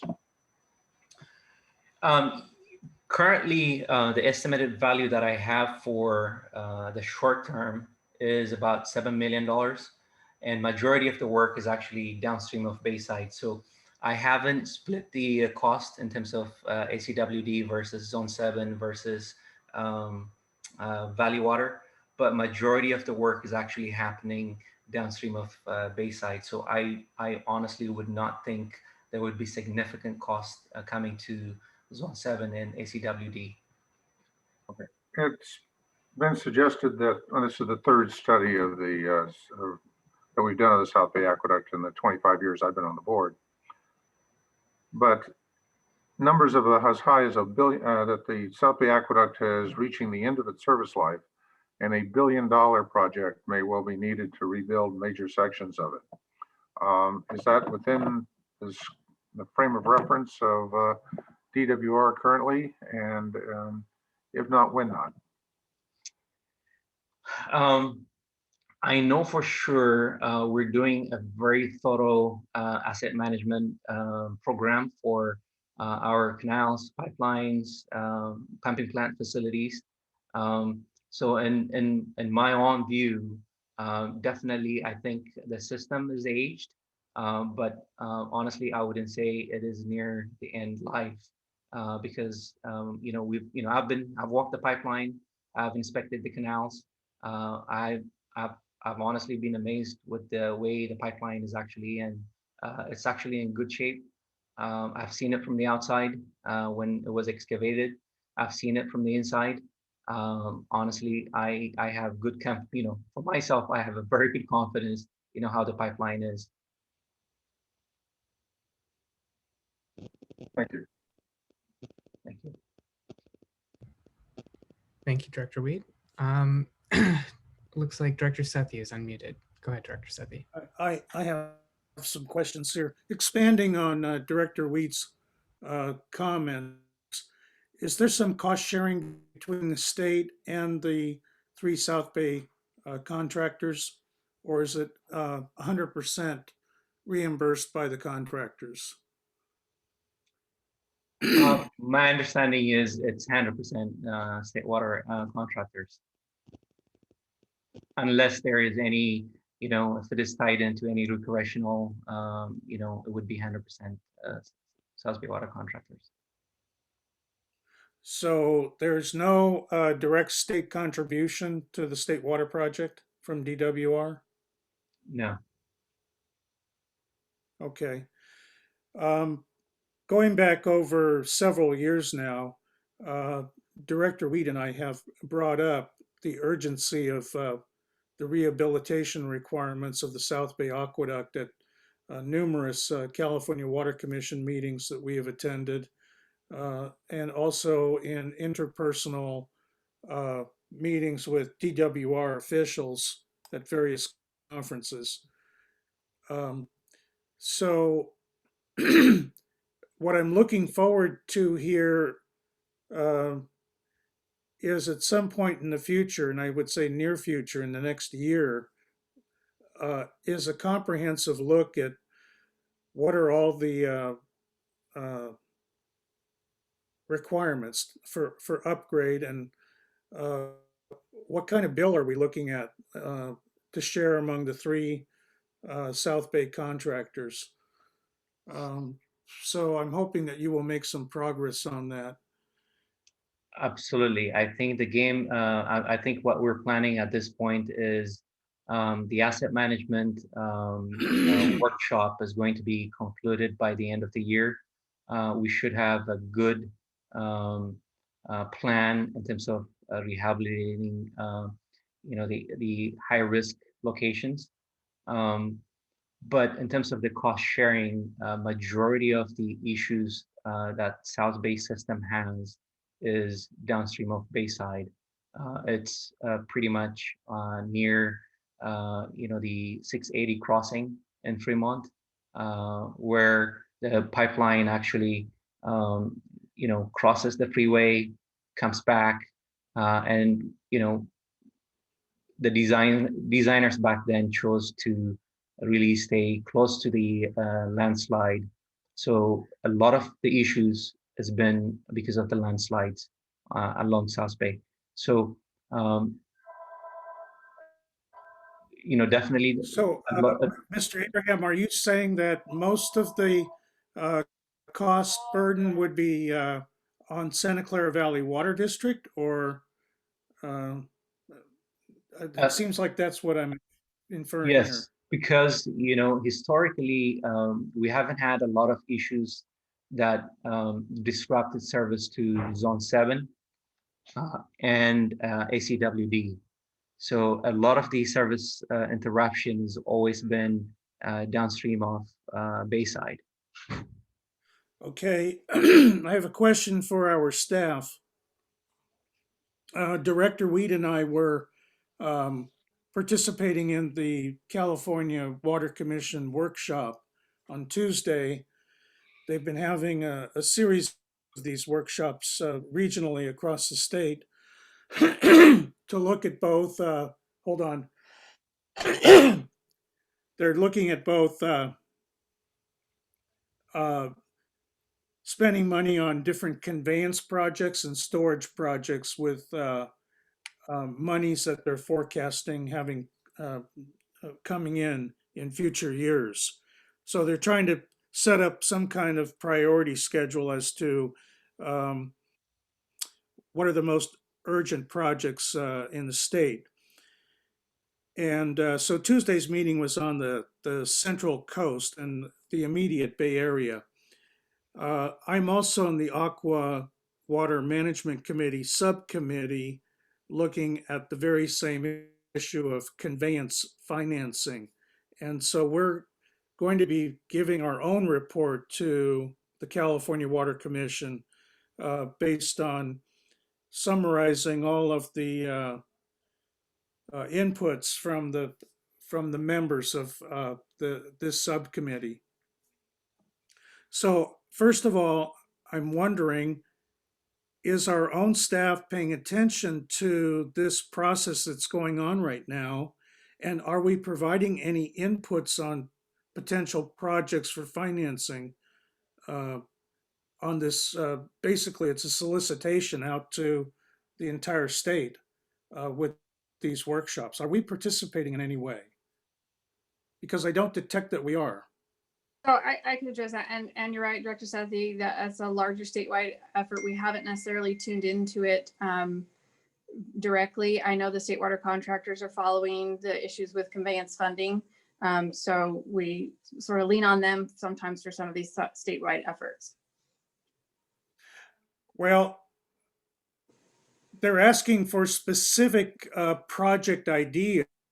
And so I would like to see us participating in this process and directly tying into tonight's presentation here on the State Water Project, or SBA. One of the things that came to mind is the board recently in the last year approved short-term project work for Vallecito's Channel, but we also agreed as an entire board that we would have to do some long-term planning to fully upgrade that, maybe with a pipeline or something, so that we have longevity there on the Vallecito's Channel through the end of the century. And I'm wondering if that is a project in particular that we could propose.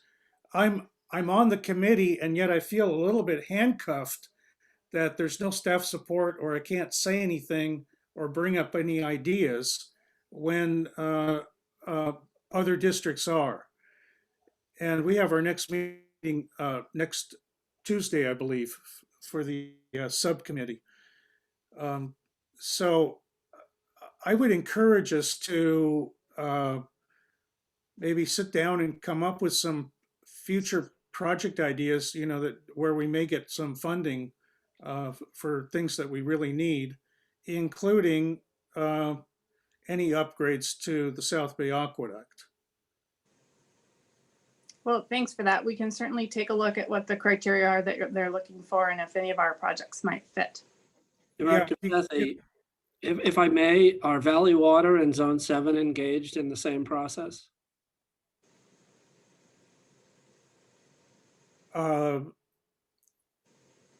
Valley Water is, I can't recall on Zone 7 right now. Okay, because we can double back with them and you know, get up to speed and appreciate the input and see if there's any opportunities for ACWD and then get back to you. Yeah, remember on the,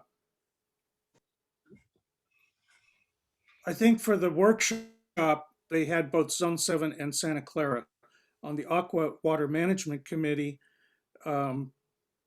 we have myself and Contra Costa Water District from the local Bay Area. The other two representatives, because we have 4 from the central region, are not in our immediate area. Okay. Obviously, if I may, we're very engaged in the mother of all conveyance projects, which is, Delta Conveyance, as you know. And it's helpful because we have Abraham on the line now, in that my understanding on the South Bay Aqueduct is, the steel pipeline itself has really kind of an unlimited life expectancy as long as it's maintained and cathodically protected. So that's not the issue mostly for us. There's other infrastructure involved, but really it's the geotechnical situation south of us that impacts, as was indicated, Valley Water more than us, except that a massive failure of the pipeline in our service area causes damage in our service area. So from a water supply perspective, it's not a big deal, but from other perspectives, it certainly is. And we can engage on the South Bay Aqueduct because the geotechnical evaluation is ongoing. I don't know if the final report is concluded yet, but it would seem to me that the state would have a big interest in avoiding potential liability issues with a major failure of the pipeline. Yeah, and on Vallecito's channel, they're not necessarily expending any current funds that they're looking at. They're emphasizing that this could come from future bond money or money that's earmarked by the legislature. So it's good to get into the pipeline, especially on that project, because even though it's 10 years out, we might be lining ourselves up for funding there. Number 2, the workshop was interactive. So they wanted the participants to fill out a SurveyMonkey survey of issues and other things and provide feedback and go into breakout rooms on different issues. I felt reluctant to answer any of those questions or participate in the breakouts because I didn't want to contradict anyone on our own staff. Even if it was my own individual opinion. So if you go to the California Water Commission website, you'll find the workshops located there, and there's another one coming up soon. And I would just ask that perhaps we interact with the folks that are, going through this effort. Yeah, we certainly can do that and advise you accordingly, as well as I think it's been discussed before, and I'll kind of convene with staff, but getting the Vallecito's channel issue on the agenda for the bi-monthly, general manager meetings with DWR might be a good topic for us to discuss and see where that goes. Because definitely ACWD has interest, but I think also Department of Water Resources does as well. Well, we can try engaging in that forum and see where it gets us. Okay. And my last comment, and I hope this doesn't come across too harshly to anyone on our staff, because I appreciate all the work. And Mr. Abraham, I'm very appreciative of all of your efforts right now. But in the last dozen years, this is the first detailed presentation I've seen on the improvements that were made between the early 2000s and 2012 and the continuing efforts to upgrade the system. As many times as we've brought it up as a board, as far as I know, this is the first time I've had a comprehensive picture of what's been going on for the last 20 years and where we're headed. And I'm a little bit disappointed in that respect.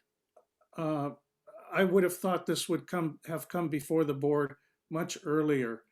I'm grateful for it right now, And I hope that in the future, maybe there's a very short presentation either at the committee level, at the board level, once every year or two, as we're trying to complete going through this process here.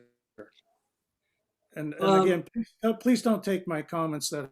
No, I first of all, I don't take it personally at all. I think what it does is it reinforces the value of the effort that we've made over the last couple of years to improve our communication and coordination. It's not like DWR, as you saw, wasn't doing anything. It's just that we weren't communicating that effectively, and it's way better now.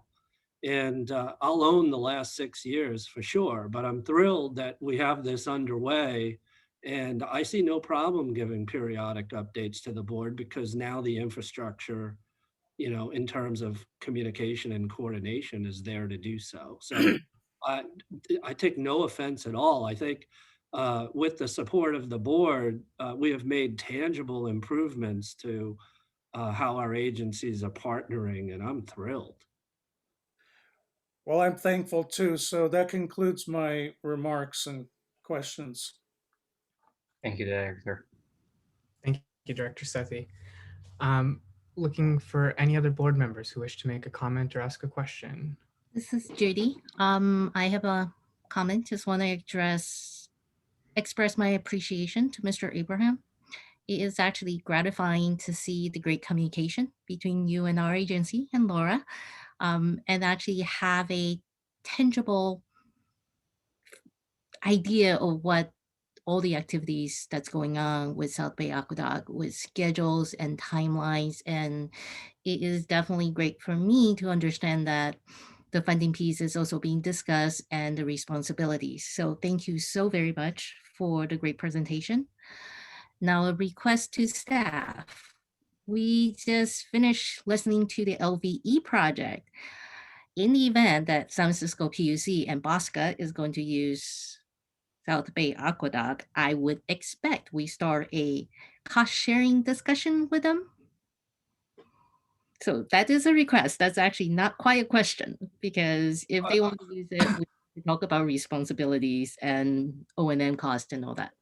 Yeah, understood. And basically that conversation's already underway. And the first step in that is to determine available capacity in the South Bay Aqueduct for their use. And then secondly is, okay, depending on what that looks like, I'm sure there'll be some sort of usage fees to take on their fair share of the cost. The beauty of the State Water Project, which is different than the Hetch-Hetchy SFPUC system in terms of cost sharing, is in SFPUC, all the costs are shared by the Bosca members.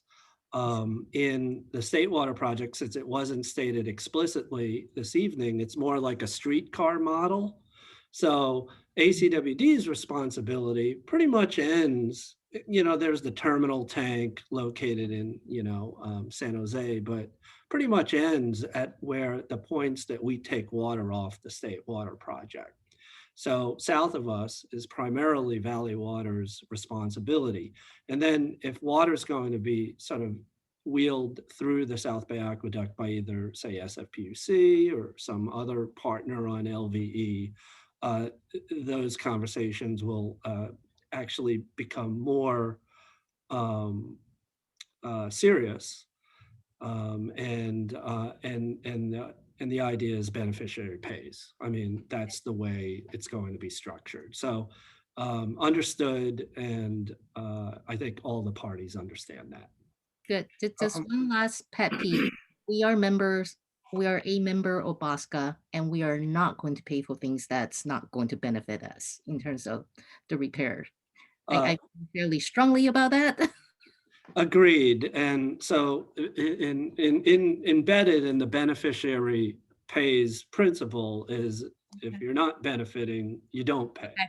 I just want to make sure that they just don't treat Bosca as one entity and divide responsibility after.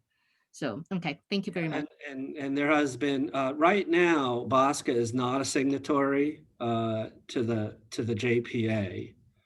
They're working sort of behind the scenes in their role as sort of the watchdog of SFPUC, as well as looking out for the best interest of their members. So, you know, the details of the JPA agreement are not concluded, and we understand that ACWD has a unique role in that we're the only partner in the LVE arrangement that does have an interest in Bosca too, because we're 6% or so of that. So, you know, we're very, we very much understand our sort of role and our interests. Thank you. I have sidetracked this conversation enough. I will shut up now. Thank you, Director Huang. Thank you, Director Director. Yes, Director to Mr. Shaver and staff, I would actually appreciate it if there was a staff person to support me in that Aqua conveyance financing meeting next Tuesday. It's at 3 p.m. and I can forward the link, Zoom link to that meeting. But it would, I feel a little bit awkward representing the district there, not knowing what I can or cannot bring up. And I just think it would be helpful and advantageous for the district to actually have some input there, because this is going from Aqua to the California Water Commission to address these workshops that they're having. Okay, message received. I'm looking at Ms. Heides. She will coordinate with you directly. Okay, great. Thank you. Great. Any other questions or comments from members of the board? Hearing none, I only had a question on cost sharing, but that was addressed already. I will open it up to members of the public. Are there any members of the public who wish to ask a question?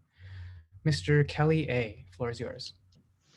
Hi, I'd just like to point out or to raise my ignorance or the huge gap between what I heard today and what I understood how state aqueducts, what I thought they did or operated or how they paid.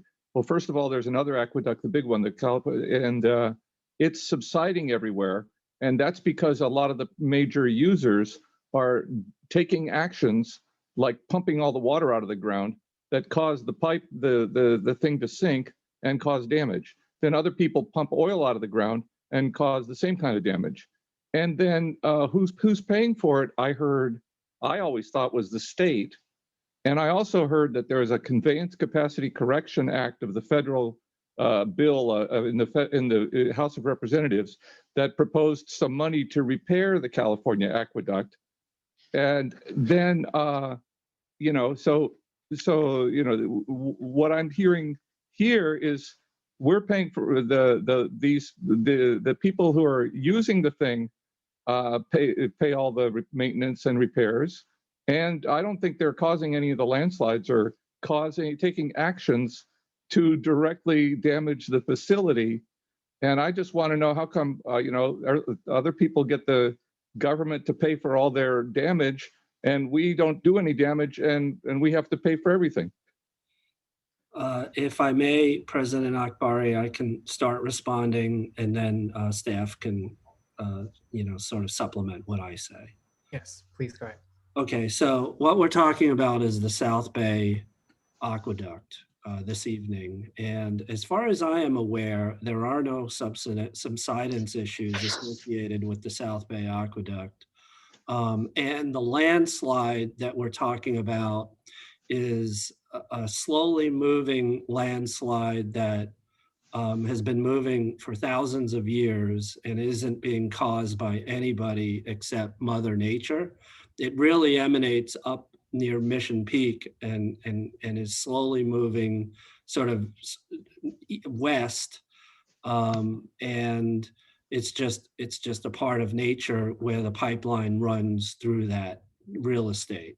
So for the South Bay Aqueduct, those issues don't come into play. Subsidence in the Central Valley has been an issue. I think more so probably with the federal project, although I think it's impacting the state water project as well.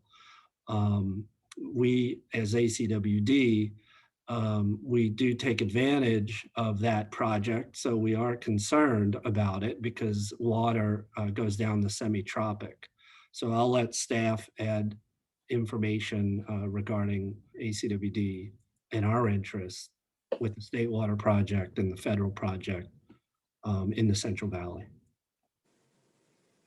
Mr. Tabor, I think you've captured it. You know, there are some issues on part of the California Aqueduct with subsidence, and those are, you know, some challenging technical issues and repairs that are going to have to be addressed and costs figured out. So that's, I think, part of the process that's being considered right now. So nothing more to add, though. We don't have any subsidence on our local aqueduct. Thank you. Thank you, Mr. Kelly A, for your question. Are there any other members of the public who wish to ask a question? Seeing none, I will hand it back over either to Mr. Abraham or Miss Heides. I think I can't see Mr. Abraham here, but I just want to again express my thanks for his excellent presentation today and sharing the history and the next steps moving forward on the aqueduct, and look forward to working with him and the DWR team moving forward. So thanks very much. And we're at a point now in the presentation, again, we're sort of a breaking point.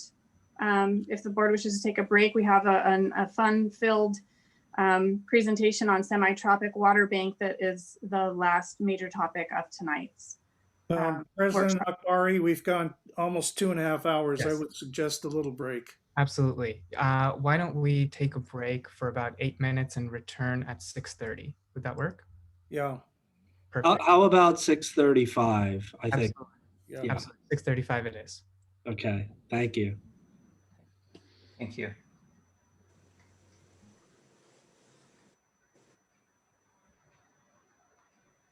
We return to the presentation. Okay, so Laura. Okay, we are excited to kick off our final stretch here of the semi-tropic groundwater bank program updates. Next slide, please. So tonight, staff will provide updates on the district's semi-tropic groundwater bank program. And before we kick off this topic, for those folks that might be on the call that are not familiar with this program, the district participates in the semi-tropic groundwater bank located in Kern County as a way to store surplus district water supplies from the state water project in wetter times that can be used in dry periods. Water can be delivered during wet periods down to semi-tropics groundwater basin. And then during dry periods, we can return it back through an exchange where we use semi-tropics state water project supply from the aqueduct, and they use our stored groundwater to serve their customers. When more water is needed during dry times, additional water can be returned to us through a more complex operation. Through arrangements with the Department of Water Resources, we are able to take that water that would have gone south to others, and Semi-Tropic then pumps our stored groundwater into the California aqueduct to replace the water and make everyone whole. So this is I've explained it really briefly. This is a fairly complex arrangement. And as we know from our own Niles Cone experience here managing a groundwater basin, that managing a basin is no small feat. So today you're going to hear about both the challenges and the benefits and successes of participating in a program like this. So we'll be covering updates on Semi-Tropic's own groundwater management activities, the performance of our banking program arrangement in particular, and an upcoming agreement related to our program participation. So first, I will be turning it over to Ms. Michelle Myers to share an update on Semi-Tropic groundwater management. Thank you, Ms. Heides.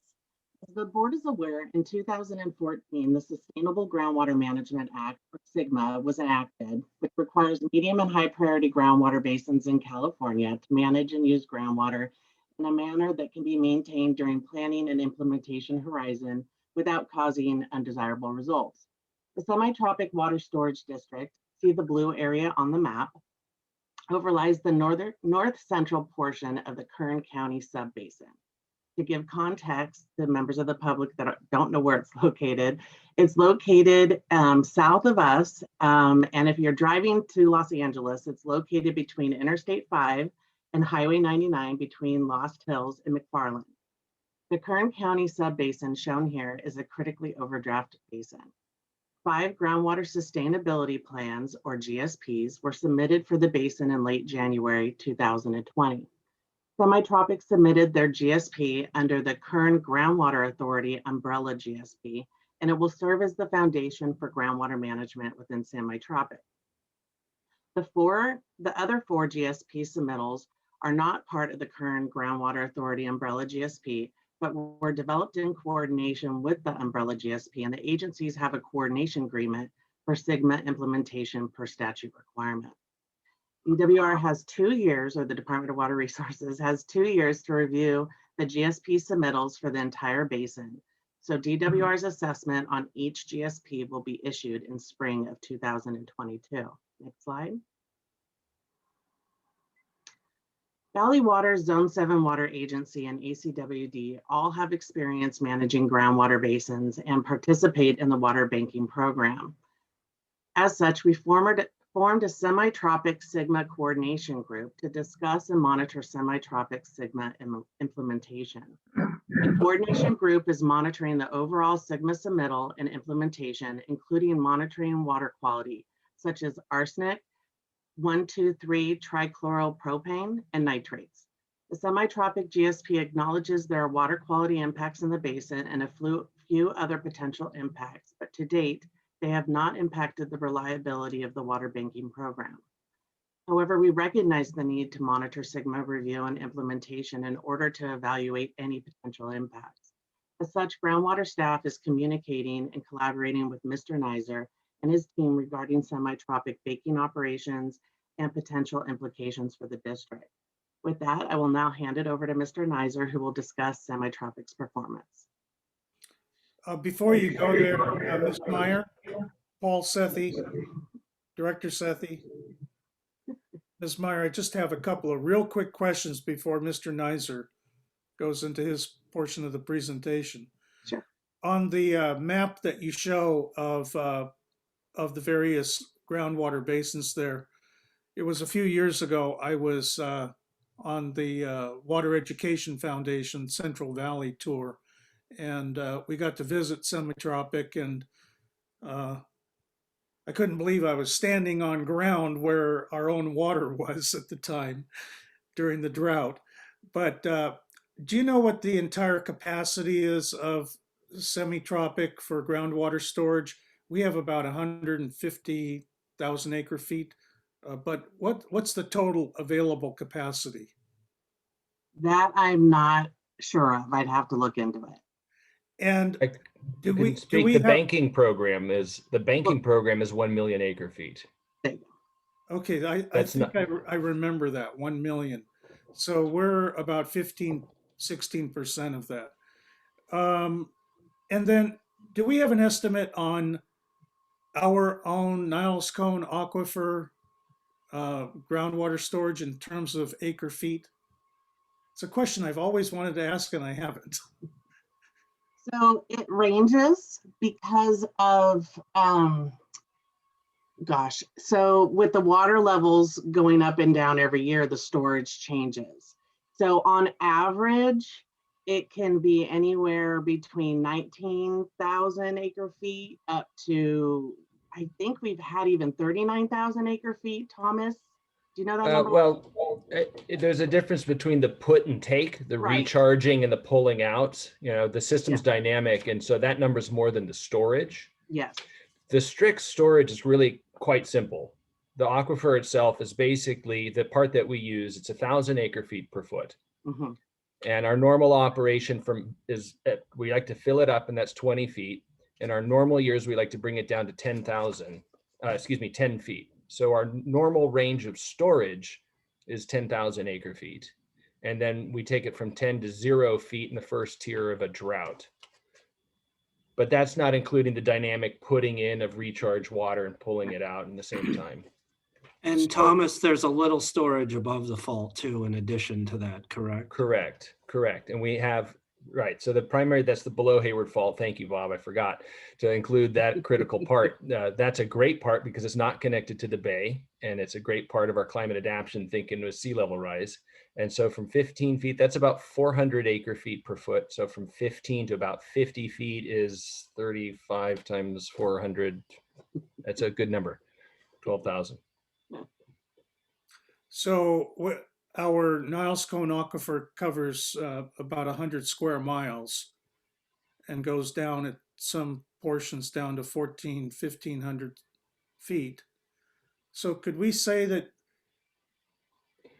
the aquifer in general is maybe around 100,000 acre feet of water or more? It's definitely more if you include all the way down to the substrate. Mm-hmm. Yeah, it's actually quite large. It's just we can't actively use the majority of it because of the salt management concerns. Okay, the reason I'm asking the question, I think it's important for all of us in the community to understand is what is the ratio between our usable groundwater basin in terms of acre feet versus what we're storing down south. So it's quite a substantial water banking effort that we're going through. That's what I'm trying to bring to the surface here.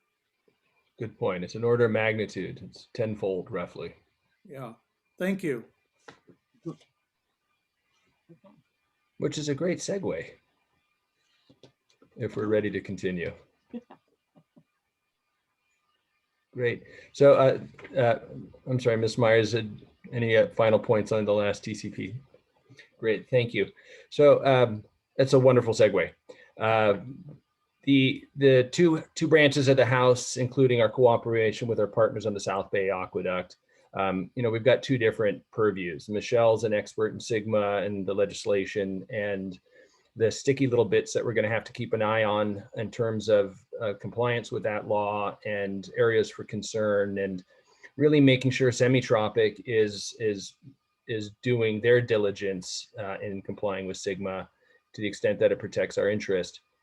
On my side, we're mostly looking at the functionality of the system, the bank itself, which relies on exchanging of water. And that really comes down to, can they exercise their basin? Do they have enough agricultural practice and enough demand for water to take our water to displace their pumping and then to store it in the groundwater base through what we call an in lieu exchange, where they use our water instead of theirs.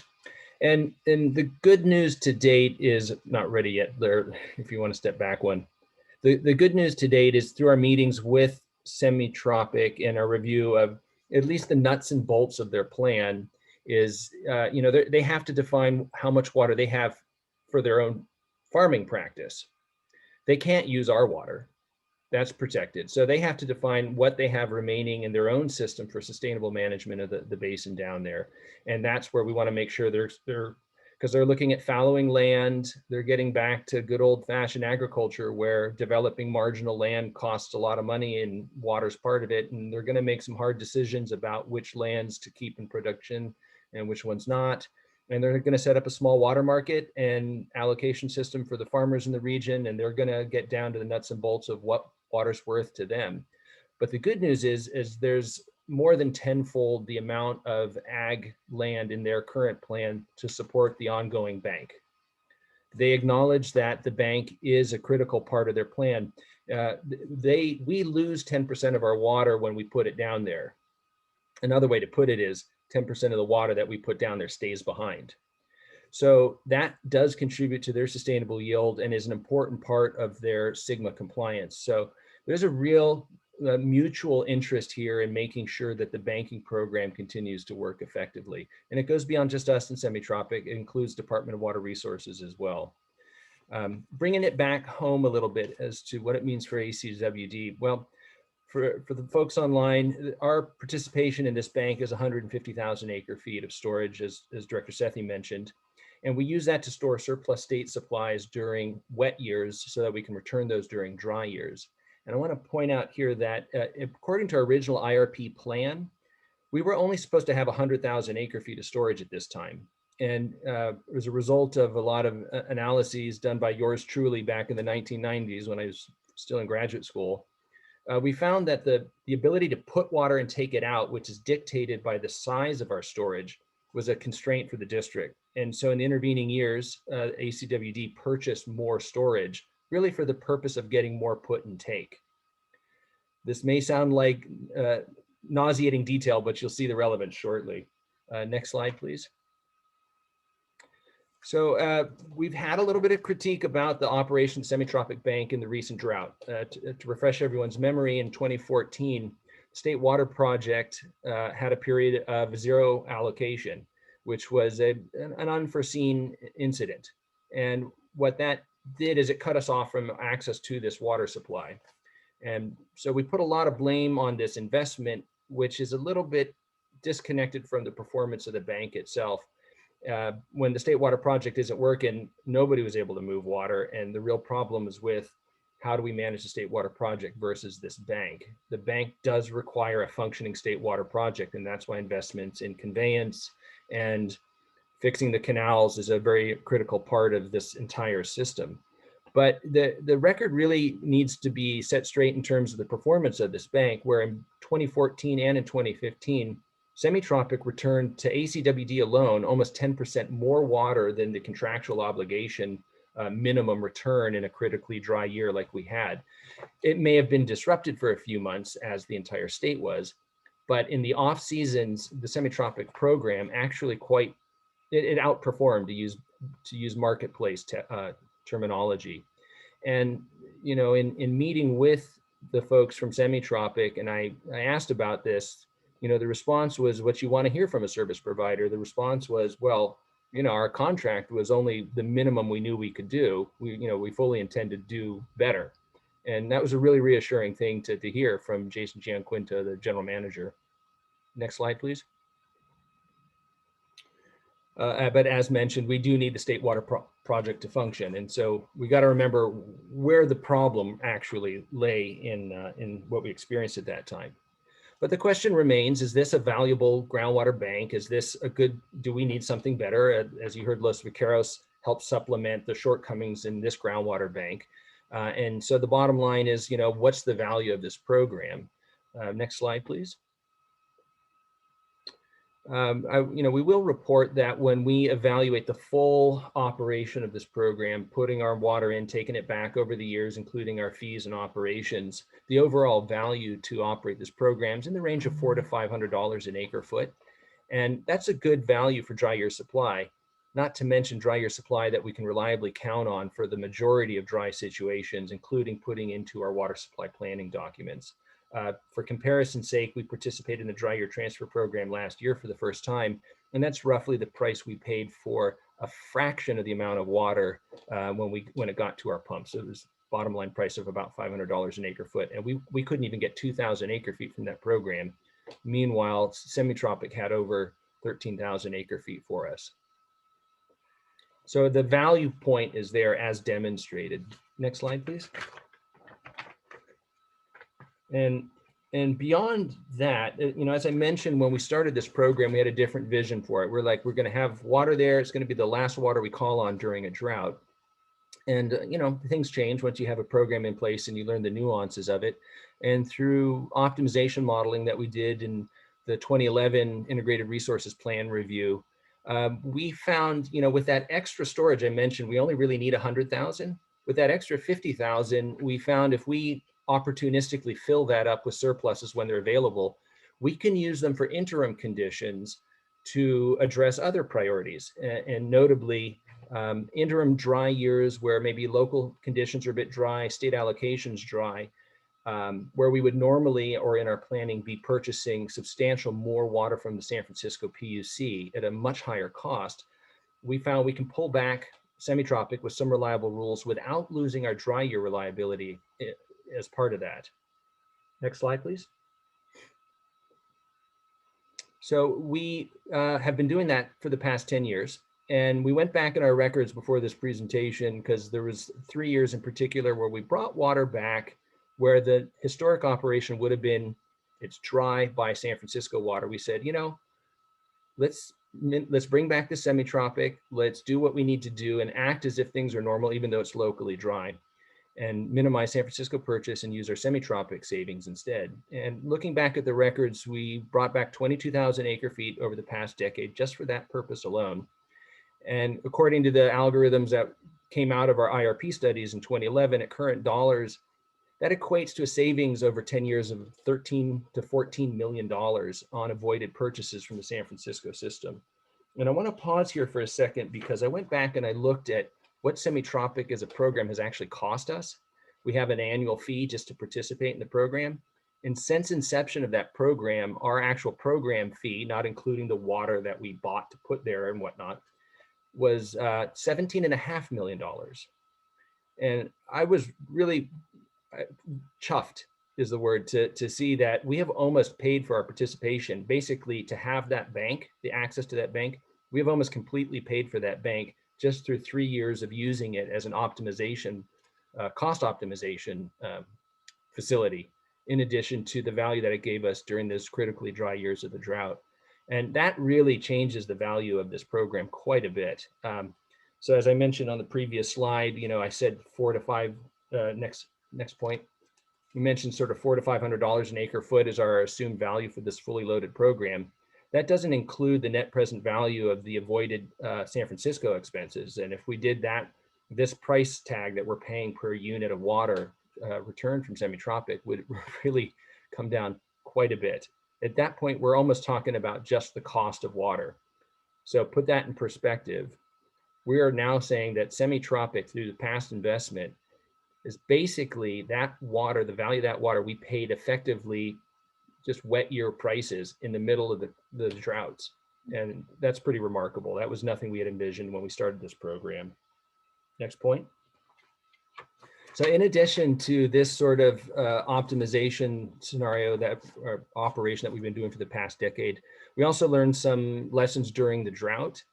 Our takeaway from 2014 is, okay, if we get to a 5%, 0% split for 6 months again, how can we improve our operations, improve our reliability for our customers? And we know we could do a much better job if we go into another critically dry year like that with a little bit more advanced planning. And one of those was something we operated during the drought, which was not a considered condition that people thought we could do, which is we asked semi-tropic just to put water in the system whenever possible and store it in surface water reservoirs in the state for us so that when the project was flowing, we could get that water back. So notably San Luis Reservoir. And what we say is we preloaded semi-tropic water to San Luis Reservoir. And as soon as the gates opened back up, we were able to flexibly take that water, not being tied to the semi-tropic constraints of pumping in and pumping out and what their ag cycles were. We got the water into a sort of a staged area where we could take advantage of it. And that was a huge additional expansion of the value of the semi-tropic bank with a more thoughtful integrated operation for future droughts. And so we're working right now to sort of firm up our ability to do that with Department of Water Resources. And I'd like to introduce our water supply supervisor, Mr. Leonard Ash, to update the board a little bit more on what we're doing with regard to protecting this operation moving into the future. Thank you, Mr. Neiser. Yes, I'll just take a minute of your time tonight to provide an update on the point of delivery agreement. This is an agreement that is between 3 different parties, the Water District, the Department of Water Resources, and Kern County Water Agency. And the agreement is necessary to describe the provisions regarding delivery of ACWD's water to semi-tropic, and then the return of ACWD's supplies from semi-tropic that we have in their banking program. There's a 10-year term for our delivery to semi-tropic, which expires. And so it's time to have discussions with the other partners about updating the agreement.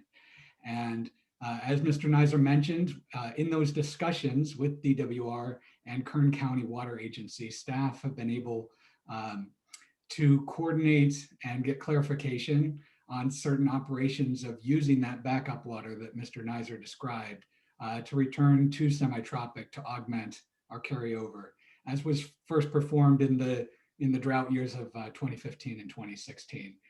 So ACWD has been able to demonstrate the effectiveness of that in operation late last year, and that'll prove beneficial in our dry year planning. And we're still working on the details of that draft agreement, and that'll be coming to the board in early spring.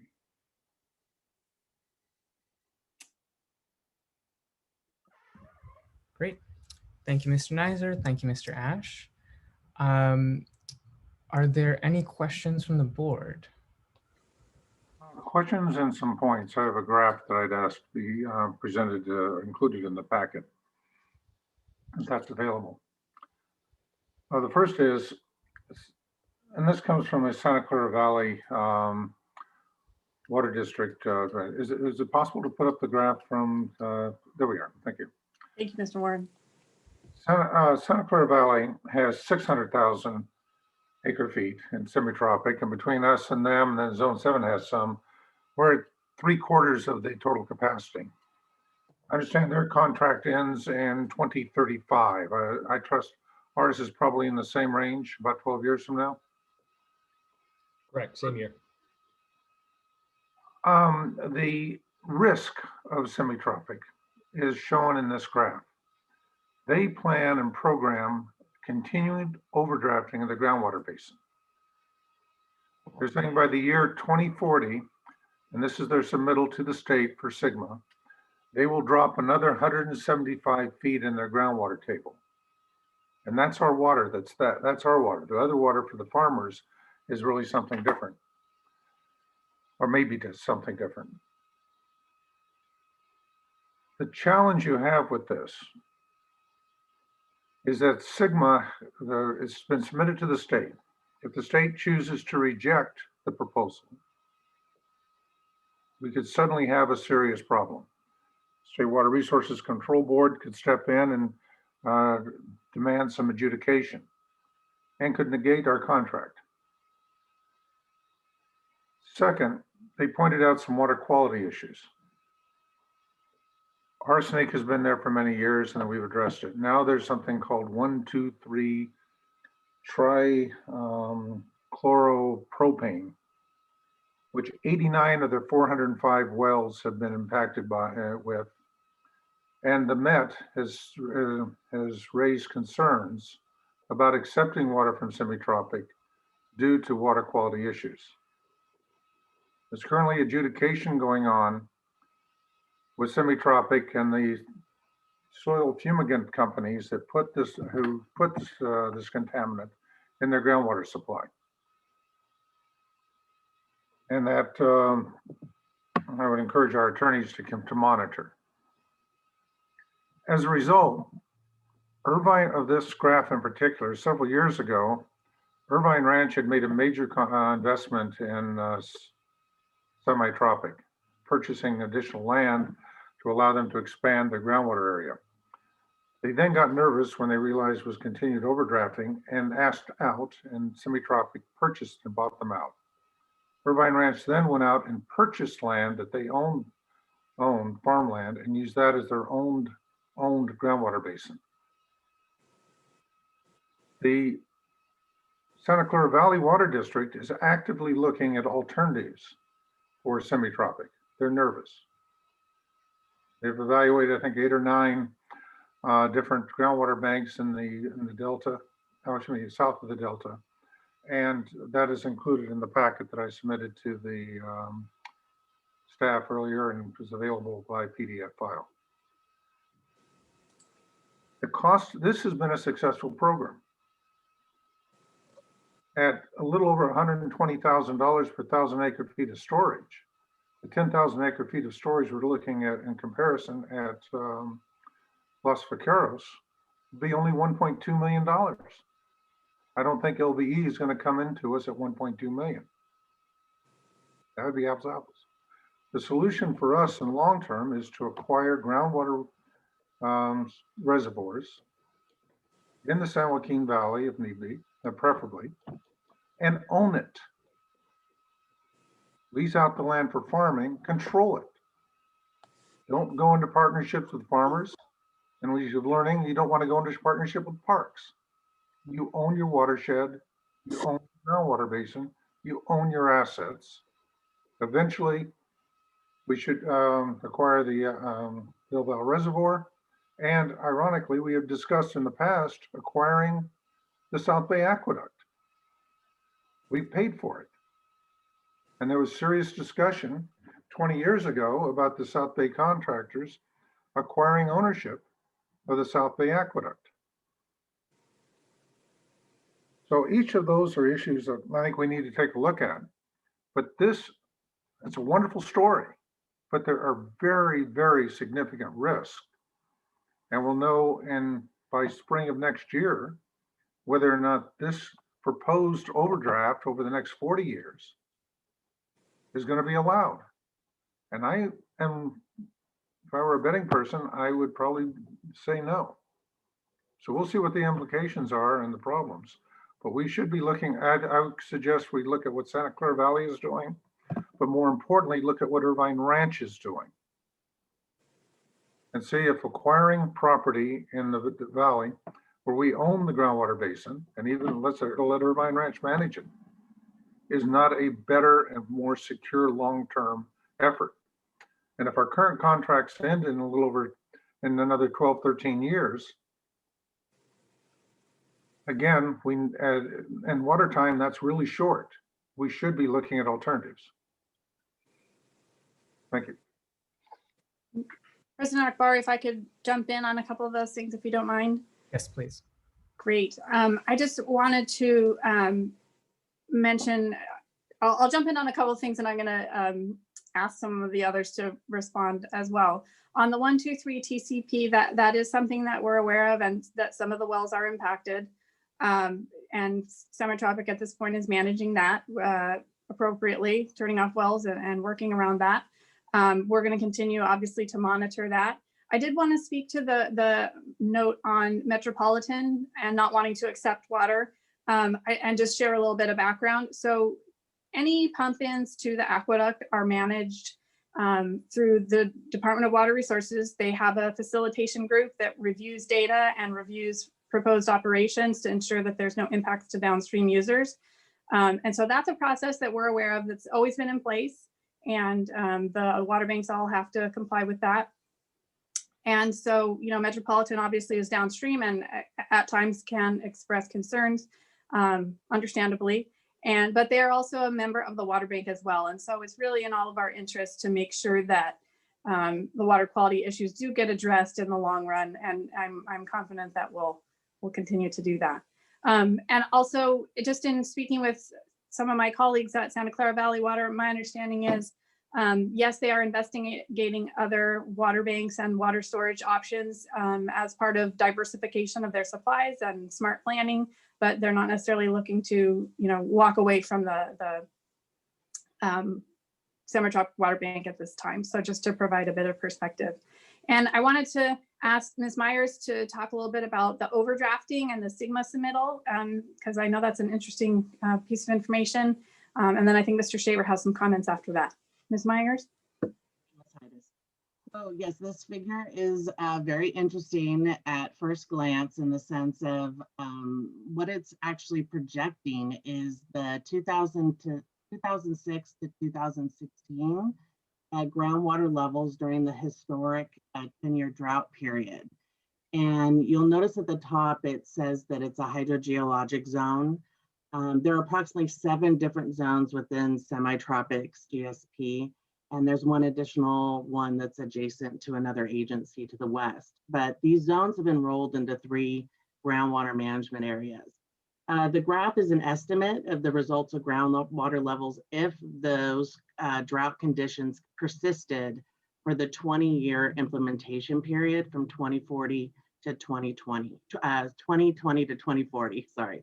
Semi-Tropic chose this method as it would represent a worst case condition and present a case which would be evaluated by their stakeholders to understand what level of impact could be considered significant and unreasonable to individual stakeholders within each zone. So the blue solid line is Semi-Tropics proposed minimum threshold.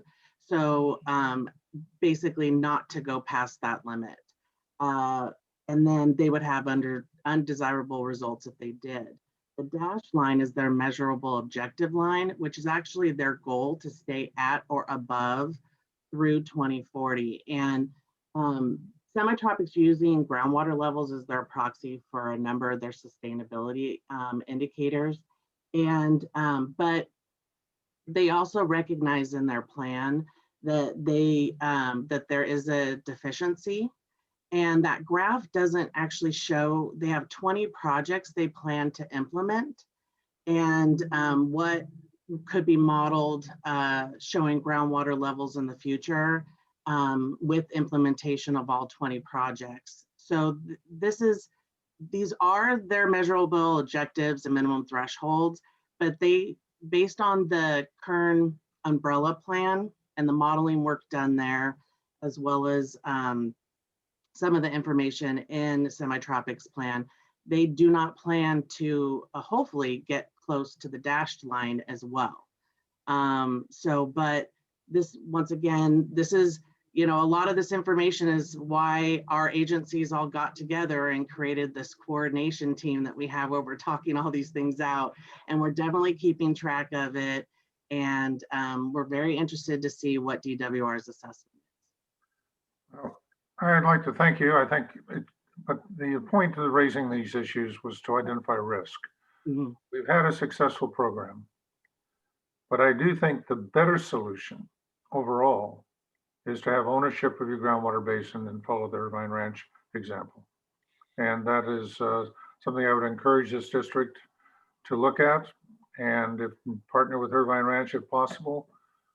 It's a better solution than trying to rely on a agricultural interests, which have their own concerns, and Sigma, which is a wild card. You don't know what's coming out of those guys at the State Water Resources Control Board. Yeah, so if I can add a few points. Director Weed, thank you. I mean, what you've done is you've identified 4 separate risks potentially regarding our semi-tropic water quality, most recently manifesting itself in the TCP issue, overdrafting, Sigma related risk, which we're very familiar with because we live in that same world, managing our own basin, as well as potentially other partners thinking twice about their involvement in semi-tropic, both Valley Water and Irvine Ranch. And so I just want to remind the full board that when we first got involved with semi-tropic, shortly after that, we learned that of naturally occurring arsenic issues in their groundwater. And the same sort of issue came up with Metropolitan raising concerns. And ultimately what that resulted in is semi-tropic doing some treatment prior to the pump back. Remember, semi-tropic has 2 components. There's sort of the transfer exchange component, where instead of semi-tropic receiving their surface water supplies, we receive them directly to our service area during dry periods. And then when there's surplus water, we send water down there. And then there's the pump back component, in which semi-tropic can pump literally into the aqueduct, their groundwater. So it's only one portion of that that is an issue. And my guess is that at some point they'll have to do additional treatment, and what that will do is increase the cost slightly of our semi-tropic water. Regarding the Valley Water concern, I think Ms. Heides confirmed that what they're looking at is supplemental to their existing supplies, not a replacement. In terms of Sigma, I'm really pleased to hear from Ms. Myers that we're watching them closely. And it's a subject matter that we have a lot of expertise on, and DWR will make determinations similarly to how they evaluated our own plan here at ACWD, and we'll continue monitoring that. So the way I look at semi-tropic is, unfortunately, every single one of ACWD's water supplies is threatened in some way, whether it's the state water project and the Delta vulnerabilities. You know, we know that San Francisco and the Hetchy system has issues with voluntary, potentially unimpaired flows, just like the Delta, as well as there's still some infrastructure that they need to address. And then our own local supply, which, you know, emerging contaminants. So unfortunately, this is the world that we live in, where all of our supplies have some risk associated with them, and we'll continue monitoring. Regarding Irvine Ranch, I had an opportunity to talk with their Director of Water Resources earlier today. Her name is Fiona Sanchez. I worked with her, gosh, probably at least 10 years ago, when we were working on the BMP 1.4, remember the California Urban Water Conservation Council issue? And I think, unfortunately, Director Weed, you might have received some incorrect information. Irvine Ranch has never made any investment in semi-tropic, not 1 cent. So they've never been part of that. They did look into participating with semi-tropic, as well as they were looking at Rosedale Rio Bravo Water District at the same time and potentially partnering with them. But they didn't get going right away on those plans. And what they wanted was the semi-tropic arrangement is kind of similar to what we did with them, is you sort of buy into a bank. But what they were more interested in is direct recharge instead of in lieu. They already owned land, so they decided to go ahead and use that land. And then over time, they partnered with Rosedale Rio Bravo. And the land that they have is in a pretty good location. It's close to the Cross Valley Canal, as well as the California Aqueduct and the Fryan system. So they have a good location. They're willing to take on new partners, but they have interesting arrangements that are different than semi-tropic. They have a 2-for-1 deal. So for every 2 acre feet of water that you say, if we sent it to them, you could potentially get 1 acre foot back.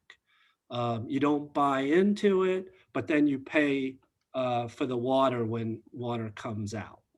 So it's a different kind of arrangement, and they're not part of the semi-tropic and never were arrangement at all.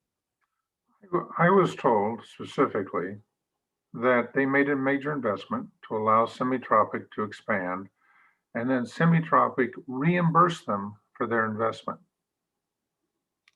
I will quote Ms. Sanchez. They have not spent 1 cent. Well, I don't think that they were. I think they were reimbursed for their entire investment, so that they are not out any money. But my understanding was they did make it. Well, we can get that clarified. It's a fine point. So anyway, so that's kind of where it stands. I hope this information is helpful for both you, Director Weed, and the rest of the board. On the 2-for-1, I'd heard that story too. And that was really for neighboring districts in their area that were in dire shape. And they did come up with a very interesting way to give money without having to take, as I understand, they forwarded some distributions and they're asking for 2 in return over time. But the general theme being that if you can, and looking at the cost factors, we really should be looking at alternatives in the timeline of another 2035 is the termination of this agreement, and given some of the other regions. I think the Irvine Ranch model of owning their groundwater reservoir outside of their district makes a lot of sense. And I would encourage us to evaluate it. I'd like to make a comment if I could. Yes, go ahead, Director Gunther. Many years ago, I believe Director Weed and I went down. I think Director Weed went with me to semi-tropic before we were even involved in this. And it's a great program, but it's got its limitations. There are issues, and certainly this new contaminant popping up is another issue. However, and there's Sigma now. That was something that wasn't around before, but groundwater banking has been one of the big flags of the environmental movement. This is the savior. This and desal. We're going to save the world in California. The fact that we've been involved in it for so long, I think ourselves, Matt, Zone 7 and Santa Clara, basically almost plank owners on this system. And so we got some pretty good data today. I'd be very curious to see how it's working as far as, is it really benefiting the environment? This is an interesting graph. I don't know. However, to sell the system out, this is some of the drawbacks of groundwater banking. However, this is being touted as one of the saviors for the state. So I think we should be looking to use that leverage to the fact that we are involved in this. And perhaps where we see these drawbacks, maybe Sigma starts to become a drawback. We play that card and say, look, this is being, on one hand, you're promising this is a savior, and on the other hand, you're using Sigma to destroy it. Just a thought there. The other thought is, I'm not a big advocate of buying our own groundwater basin. The reason is, you bind the liability that comes with it. Before you know it, there's another contaminant suddenly pops up, and then you own that one.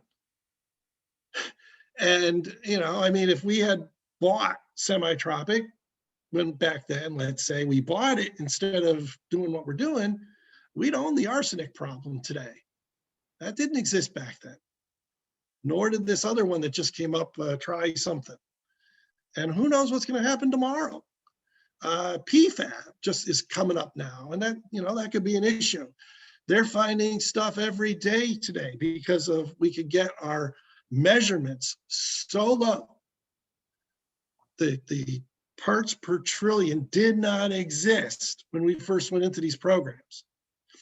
These are issues that are definitely out there. However, when these programs are touted as saviors, we need to start putting some political heat and say, look, yeah, they're saviors and they're great programs, but they've got a limitation if you put these other things on them. So just saying that, I think it's a great program. Obviously, we should always be looking for something, but I'm looking forward to continuation. And I think we should really wave our flag on this one. We've done a good job. Thank you, Directors Weed and Gunther, for the questions and comments. And thank you, Ms. Heides, Ms. Myers, and Mr. Shaver for a very thorough response. Are there any other directors who wish to ask a question or make a comment? Yes, I do. Yes, Director Sethi. First of all, can we go to the very last slide? I didn't know what the difference was between the very last slide and the one that we're on. There was a Santa Clara Valley slide. Essentially the same information with a few more notes. It's the same. Okay, I would like to ask some questions about water markets in California. Based on our current forecast, Mr. Nizer, somewhere around 36 thousand acre feet per year that we're forecasting for our usage. We have more than 4 years of storage in semi-tropic. What is the ideal level that we might want to have? Is it something closer to 100,000? Do we have secondarily an opportunity to sell water? I mean, every 10,000 acre feet at $1,000 is $10 million back to our district if it can go to somebody that can use the water in Southern California. So I'm wondering if there is an ideal manageable level that we look for. Maybe it's 3 years of storage instead of over 4 like we have right now. And maybe we have the opportunity with developing water markets to actually make a profit off of what we have purchased into the system. Sure. Can I answer that now? Yeah. Sure. Laura, would you mind going back to the slide where we showed how much money we saved just from those 3 years? Yeah, 13.2. Yeah. I So think go ahead. Mr. Warren will get us back there, I think. Great, All thank right. you. So it's a great question. The direction of the state is to sort of liberalize water markets. This is all state water, and as such, it is restricted to sort of the covenants that manage state water. Right now, we are actually obligated to bring all this water back. This is part of the great irony of this bank is if our contract ends, we have to bring this water back, and we actually can't bring back 35,000 acre feet in a single year. We have to bring it back in smaller bites. So there are, at the bigger level, there's some other funny little restrictions that go well beyond some of what we're talking about right now. But there is movement to do more water trading into the future. The direction with the State Water Project, and Ms. Heides can correct me if I get anything that's wrong, but at a gross level is we're looking at moving towards where we can sell water, but still within the state water contractor family. So not just open market. But the point of a lot of this presentation was, to your point, we invested in this bank to get us through critically dry years. The state of California requires us to plan now for a 5-year drought. It used to be 3. We've always counted on a 5-year drought. And we, from past modeling, know that we need somewhere between, it's around 90,000 acre feet to meet that critical extended drought period. And so coming back to the fact we have 150,000 acre feet that we bought so we could have put and take capacity, that top 50,000 acre feet is, you can think of it as, they say in gambling terms, house money. It's water that we don't need for the core purpose of meeting reliability, and we can do other things with it. And this example here, where we've been using it to optimize and minimize purchases from the San Francisco system, if you cost that out, that 22,000 acre feet of water that we brought back, we saved $13.5 million. We couldn't earn $13.5 million unless we sold that water for over $600 an acre foot, which isn't even a going price for water. So I think what we've stumbled into, this optimization scenario of using this water, this very cheap water, to offset very expensive San Francisco purchases in alternate years, is, frankly, we made more money off of this than we would if we were able to sell it at market rates over this whole period, which would have been $300, $400 throughout the Central Valley. So while we will continue to look at water markets and transfers as they evolve, we're getting a better bang for our buck having this capacity, being an early adopter, having this capacity, and continuing to do the practice of filling this bank up with cheap surplus water when it's available, which is really the unofficial sort of operating plan we have right now. Well, one of the things I really find attractive about our district, and I don't know if we're on the leading edge of this or not, but when you presented to the Water Resources Committee the optimization model that we're working with and the complexity of it, it's really a marvel that we've got all these pieces that we're playing with and that we're looking for the optimal price, and then we get this kind of return on our investment, the 13.5 million that you're showing here. So, I remember at the very depth of the drought, we couldn't bring any water back from semi-tropic, and that was for a few months. Yeah, that was a revelation because, the whole purpose of storing water was for that drought period. Then we found that we couldn't even do the proper exchanges. So to the extent that we can use our optimization model to back away from San Francisco water and substitute in lower cost water, as long as we maintain water quality, I think is very important. Lastly, and I'm sorry I did this, I sent an email to Bob that went out to everyone on Stephen Colbert episode from earlier this week on the California Water Index. He was kind of playing into the whole GameStop phenomenon that's going on right now, but talking about the California Water Index, which is based on Central Valley Basin water storage and other water banks in Southern California. It's pretty hilarious if you get a chance to take a look at it. I will And Bob, in look the that up future, I'll right make after sure- this meeting. Yeah, Bob, I'll try to make sure in the future I just send a direct email. Sorry. This is John Weed. A quick comment on the earlier discussion. A note in the Santa Clara Valley Water District's briefing said that if unable to return stored water, semi-tropic must purchase what it is unable to return. So it appears that we do potentially have some economic security in this case. And when it comes to the cost of water, San Francisco offered Modesto $600 an acre foot to buy water, MID. And then during the last drought in the auctions, agricultural water was going for over $1,000 an acre foot. So there, Spot market. water market, we might be able to make a killing.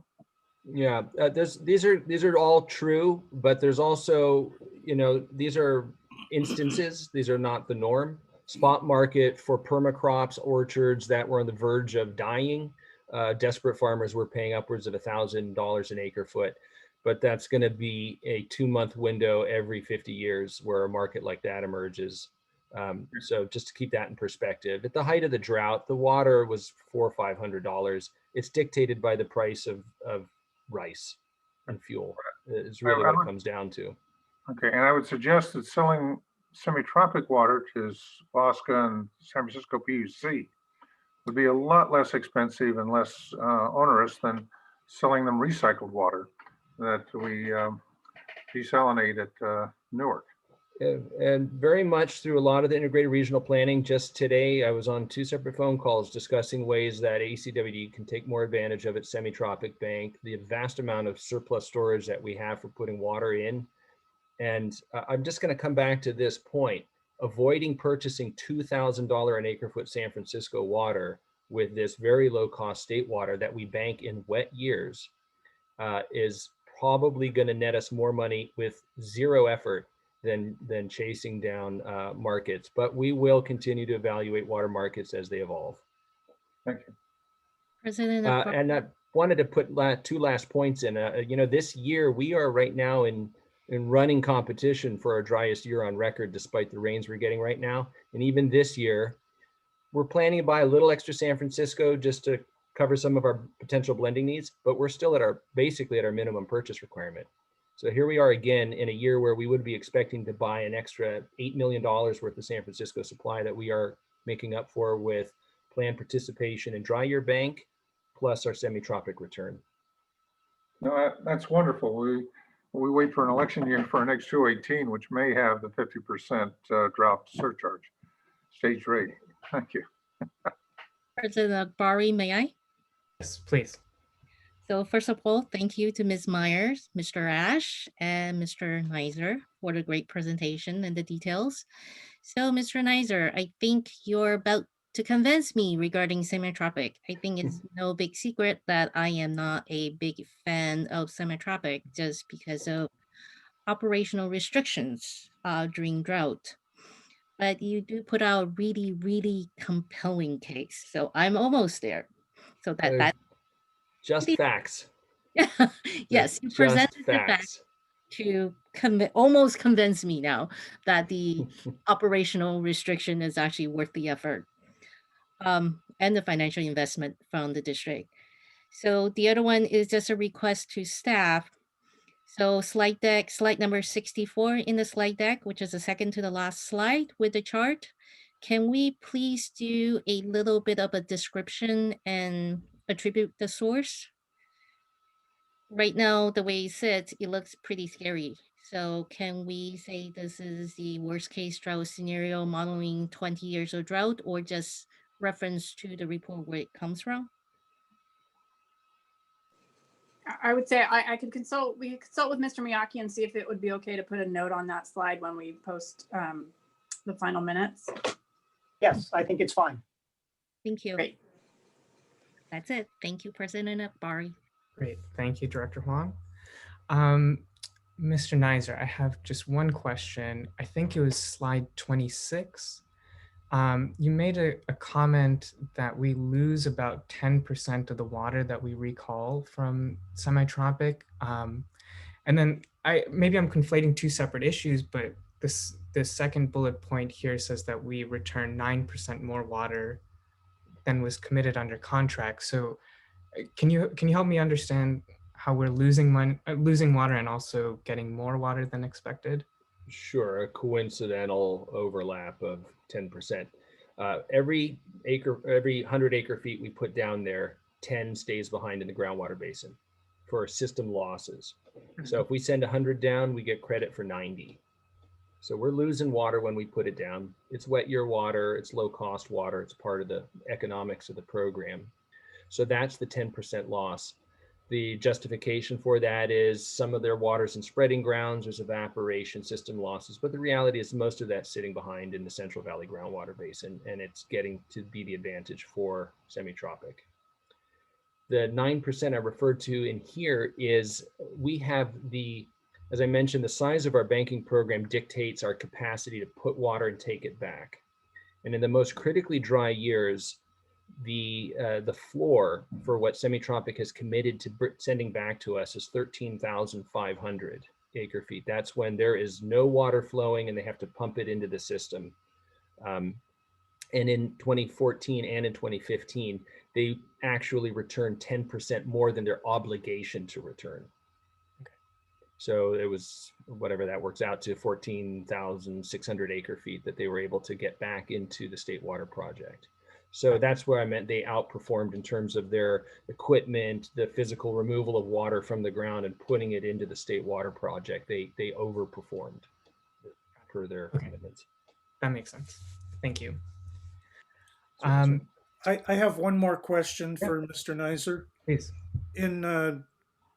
In negotiating the future on semi-tropic, are we looking at a particular year in the future? Is it like 2050, 2060? What are the participants looking at right now? So as mentioned, the contract expires in 2035. I don't know if it has sort of evergreen provisions to sort of maintain the same basic services. I haven't looked at it, frankly. But it is within the next 5 years, we're going to have to be looking critically at what that contract renewal looks like.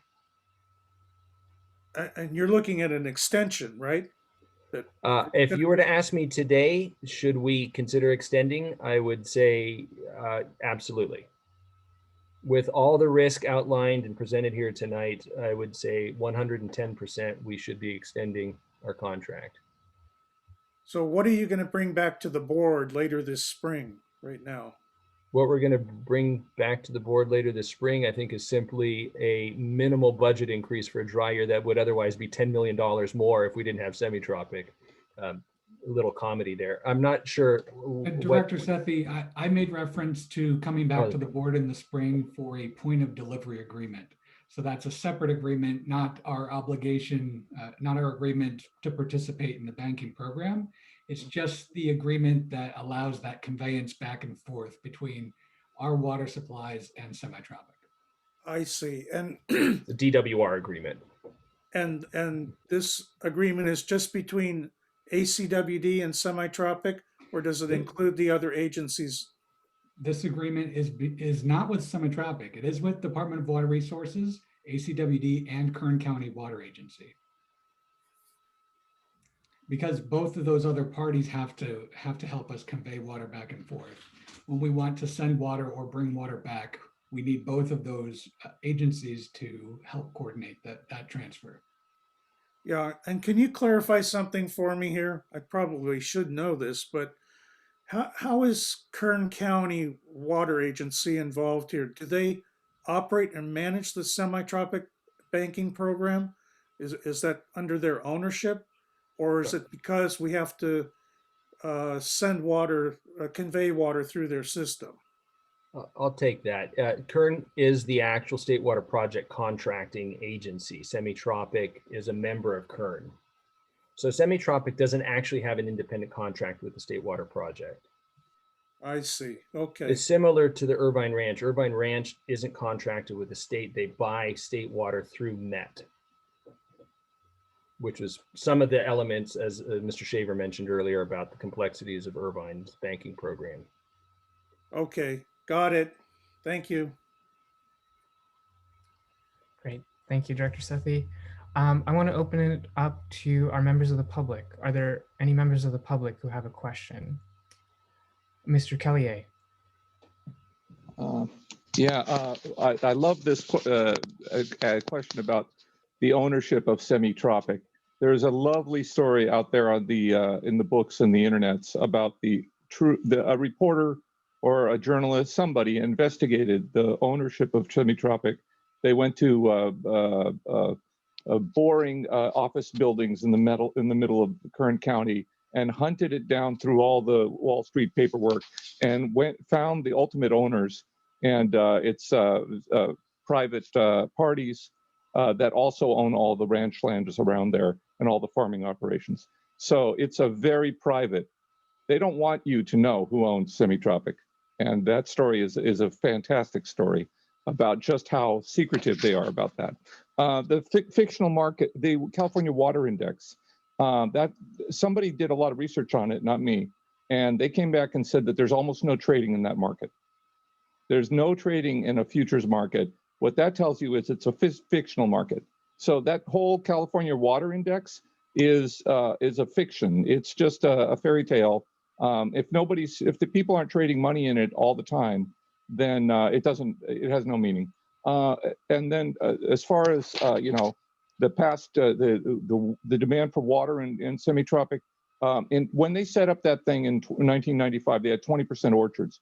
There are 3 times that amount of orchards today. They're getting a hardening of demand because they're shifting into crops that actually demand water all the time. And when we talk about the bank, a water bank, that is a lovely term. I love that term, a water bank, because everyone thinks it means one thing. But if you look at modern banking today, that's fractional reserve banking. You go to Bank of America, that you're going to a fractional reserve bank. And, and if you go think about what that means in terms of a water bank, it might explain the drop in the groundwater level. It might explain the subsidence that has actually been physically measured. And it might justify some people who are maybe like me, who might call it a Ponzi scheme, but I don't say it. Don't repeat that. And finally, I'd like to compliment you on your avoidance of price gouging by SFPUC. That's a lovely thing to do. That's a fantastic investment. You should be applauded for avoiding their price gouging. Thank you very much. Thank you, Mr. Kellier. Did staff want to respond to anything, or should we? I'll just say that the long-term groundwater levels in the Central Valley of the Semi-Tropic Bank have risen substantially, and it's an integral part to combating the further subsidence of land out there. It's part of the benefit for the community out there. By putting water in the ground, it's arresting the continued subsidence. So there's a lot of complexities going on, and the benefits exceed beyond just the water industry. And just one other point, Semi-Tropic is a special district similar to the Alameda County Water District. There may be some controlling interests, who knows, behind it, but it is a special district. Are we aware of any private ownership of parts of? No, that would be like saying Alameda County Water District has private ownership. Yeah. We do not, but we have a lot of ratepayers that we provide a service to. And obviously with a farming type community, there's much less customers, but Semi-Tropic is a special district. Okay. Thank you for that clarification.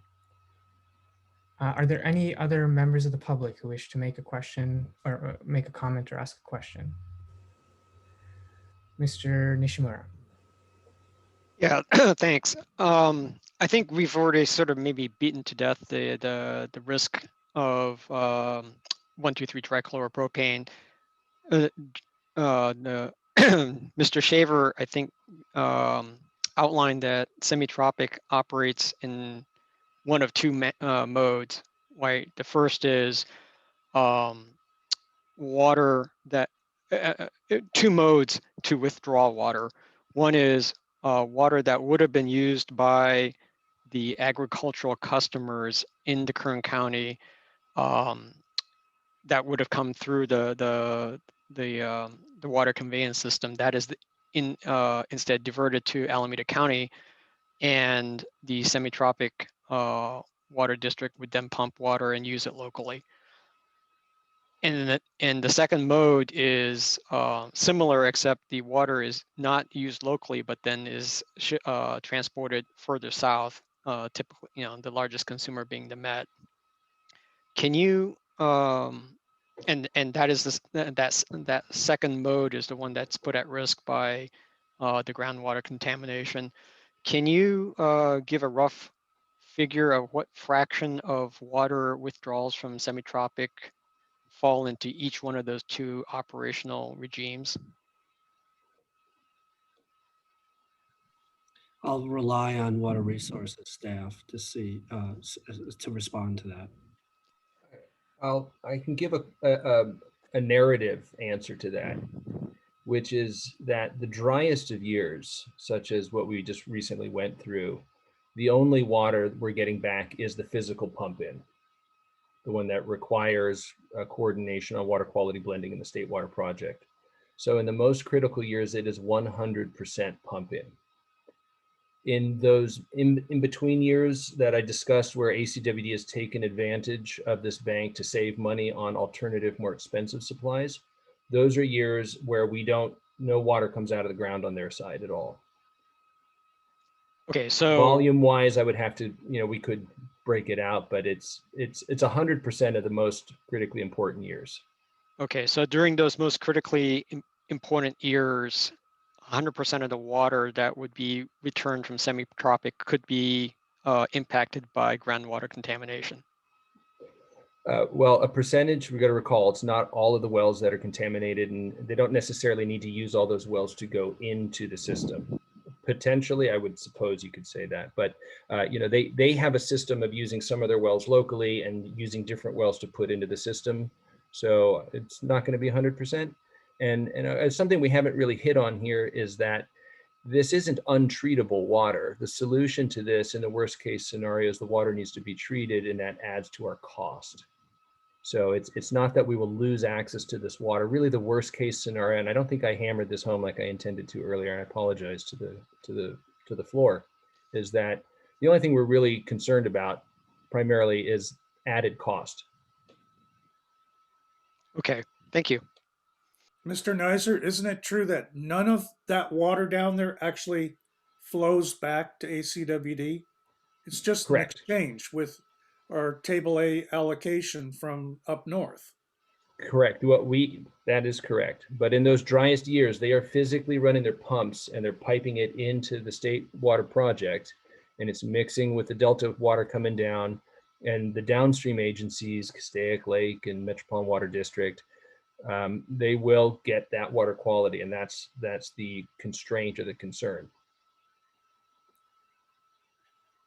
But we are not receiving any water into our system that has these contaminants in it. Not from the source, no. Right. Okay, just there may be TCP in our water. That's yet to be determined. Thank you for the questions. Are there any other members of the public who have a question or wish to make a comment? Seeing none, I will turn it back to staff and we can continue with the presentation. Okay, well, I think we are pretty close to our very last slide. I think we've got a next step slide, but as we get there, I just want to make a quick thank you to the team for being here tonight, making the presentations. And also I wanted to acknowledge Ms. Ava Laser, who's online with us as well from our groundwater team, who hasn't had a speaking role tonight, but she has the fun of working on being our representative and working with the semi-tropic monitoring of their groundwater activities down there. So many thanks to Ava. And if I've missed anyone else from the team that's on here, Thomas, Leonard, and Michelle, please shout it out. And so moving on to next steps, we're going to have for you upcoming this spring a couple of future board actions. One on the Los Vaqueros Reservoir expansion JPA formation later this spring, and possibly a letter of intent as it relates to usage fees. And then, as Mr. Ash mentioned, semi-tropic point of delivery agreement will be coming to you for approval.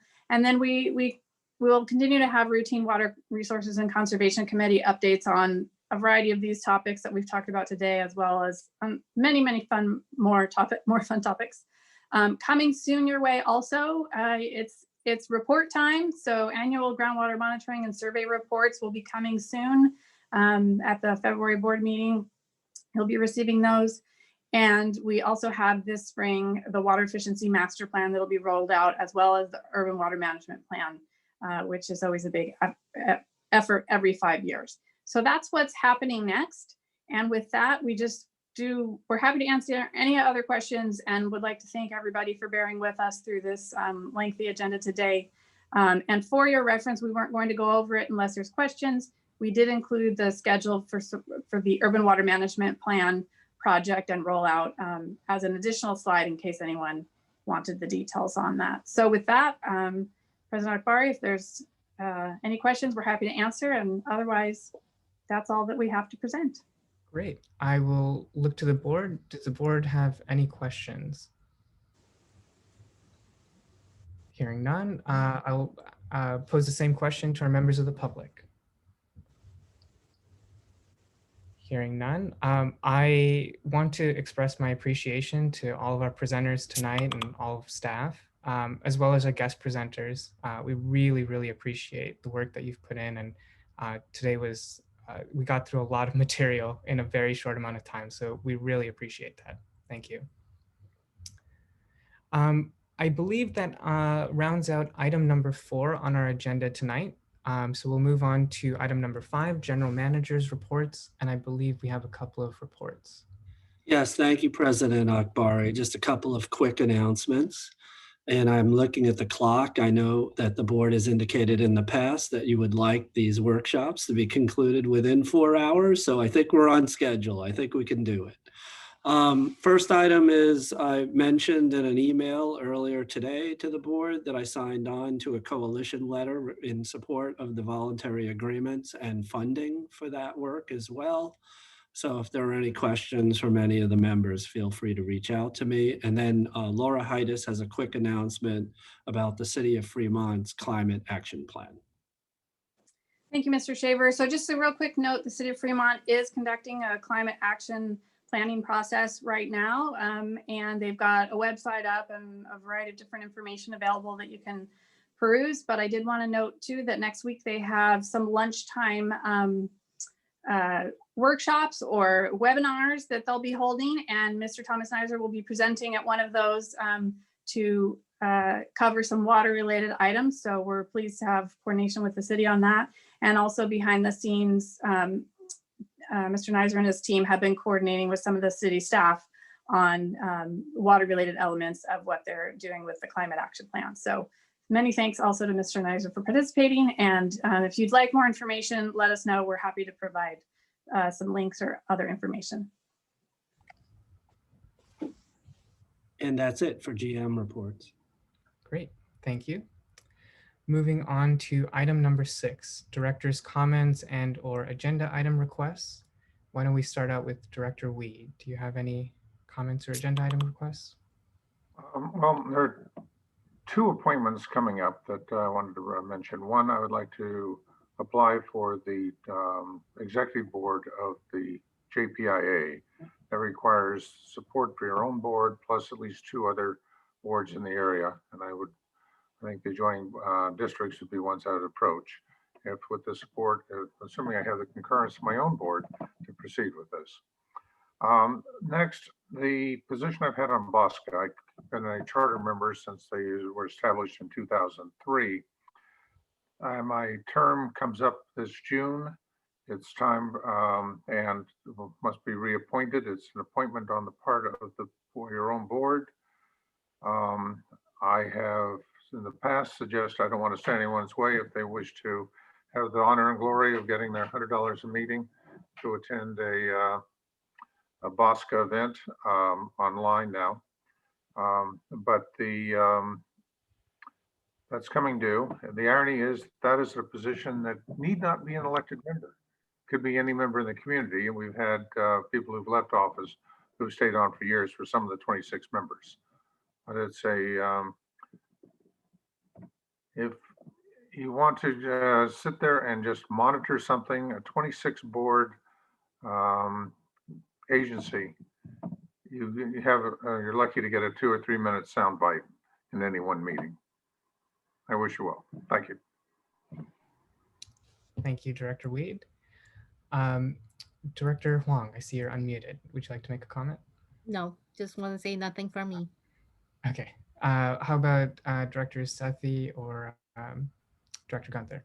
Nothing from me either. Just one thing for me, I noticed the state appears to be moving to an age-based vaccine pattern. The latest I heard was it's going to be after Tier 1B, which could very well put our employees further back, which I don't particularly care for. I don't know how the rest of the board feels about that, but I think that's something perhaps maybe we should bring up at our next meeting, whether or not we want to send something to the state as a board. I think our employees, looks like they're still keeping some of the workers in place. This seems to be more based on their inability to perform with getting the vaccines out. But it does look like our employees are going to be pushed back because I believe we're in Section C at the Water District. Transportation, I believe, will still be in B, but I find this unsatisfactory personally as one director. So that was it. Other than that, nothing. Thank you, Director Gunther. No further comments or item requests from myself. So with that, I believe we can adjourn tonight's meeting. Thank you, everybody. Thank you. Thank you.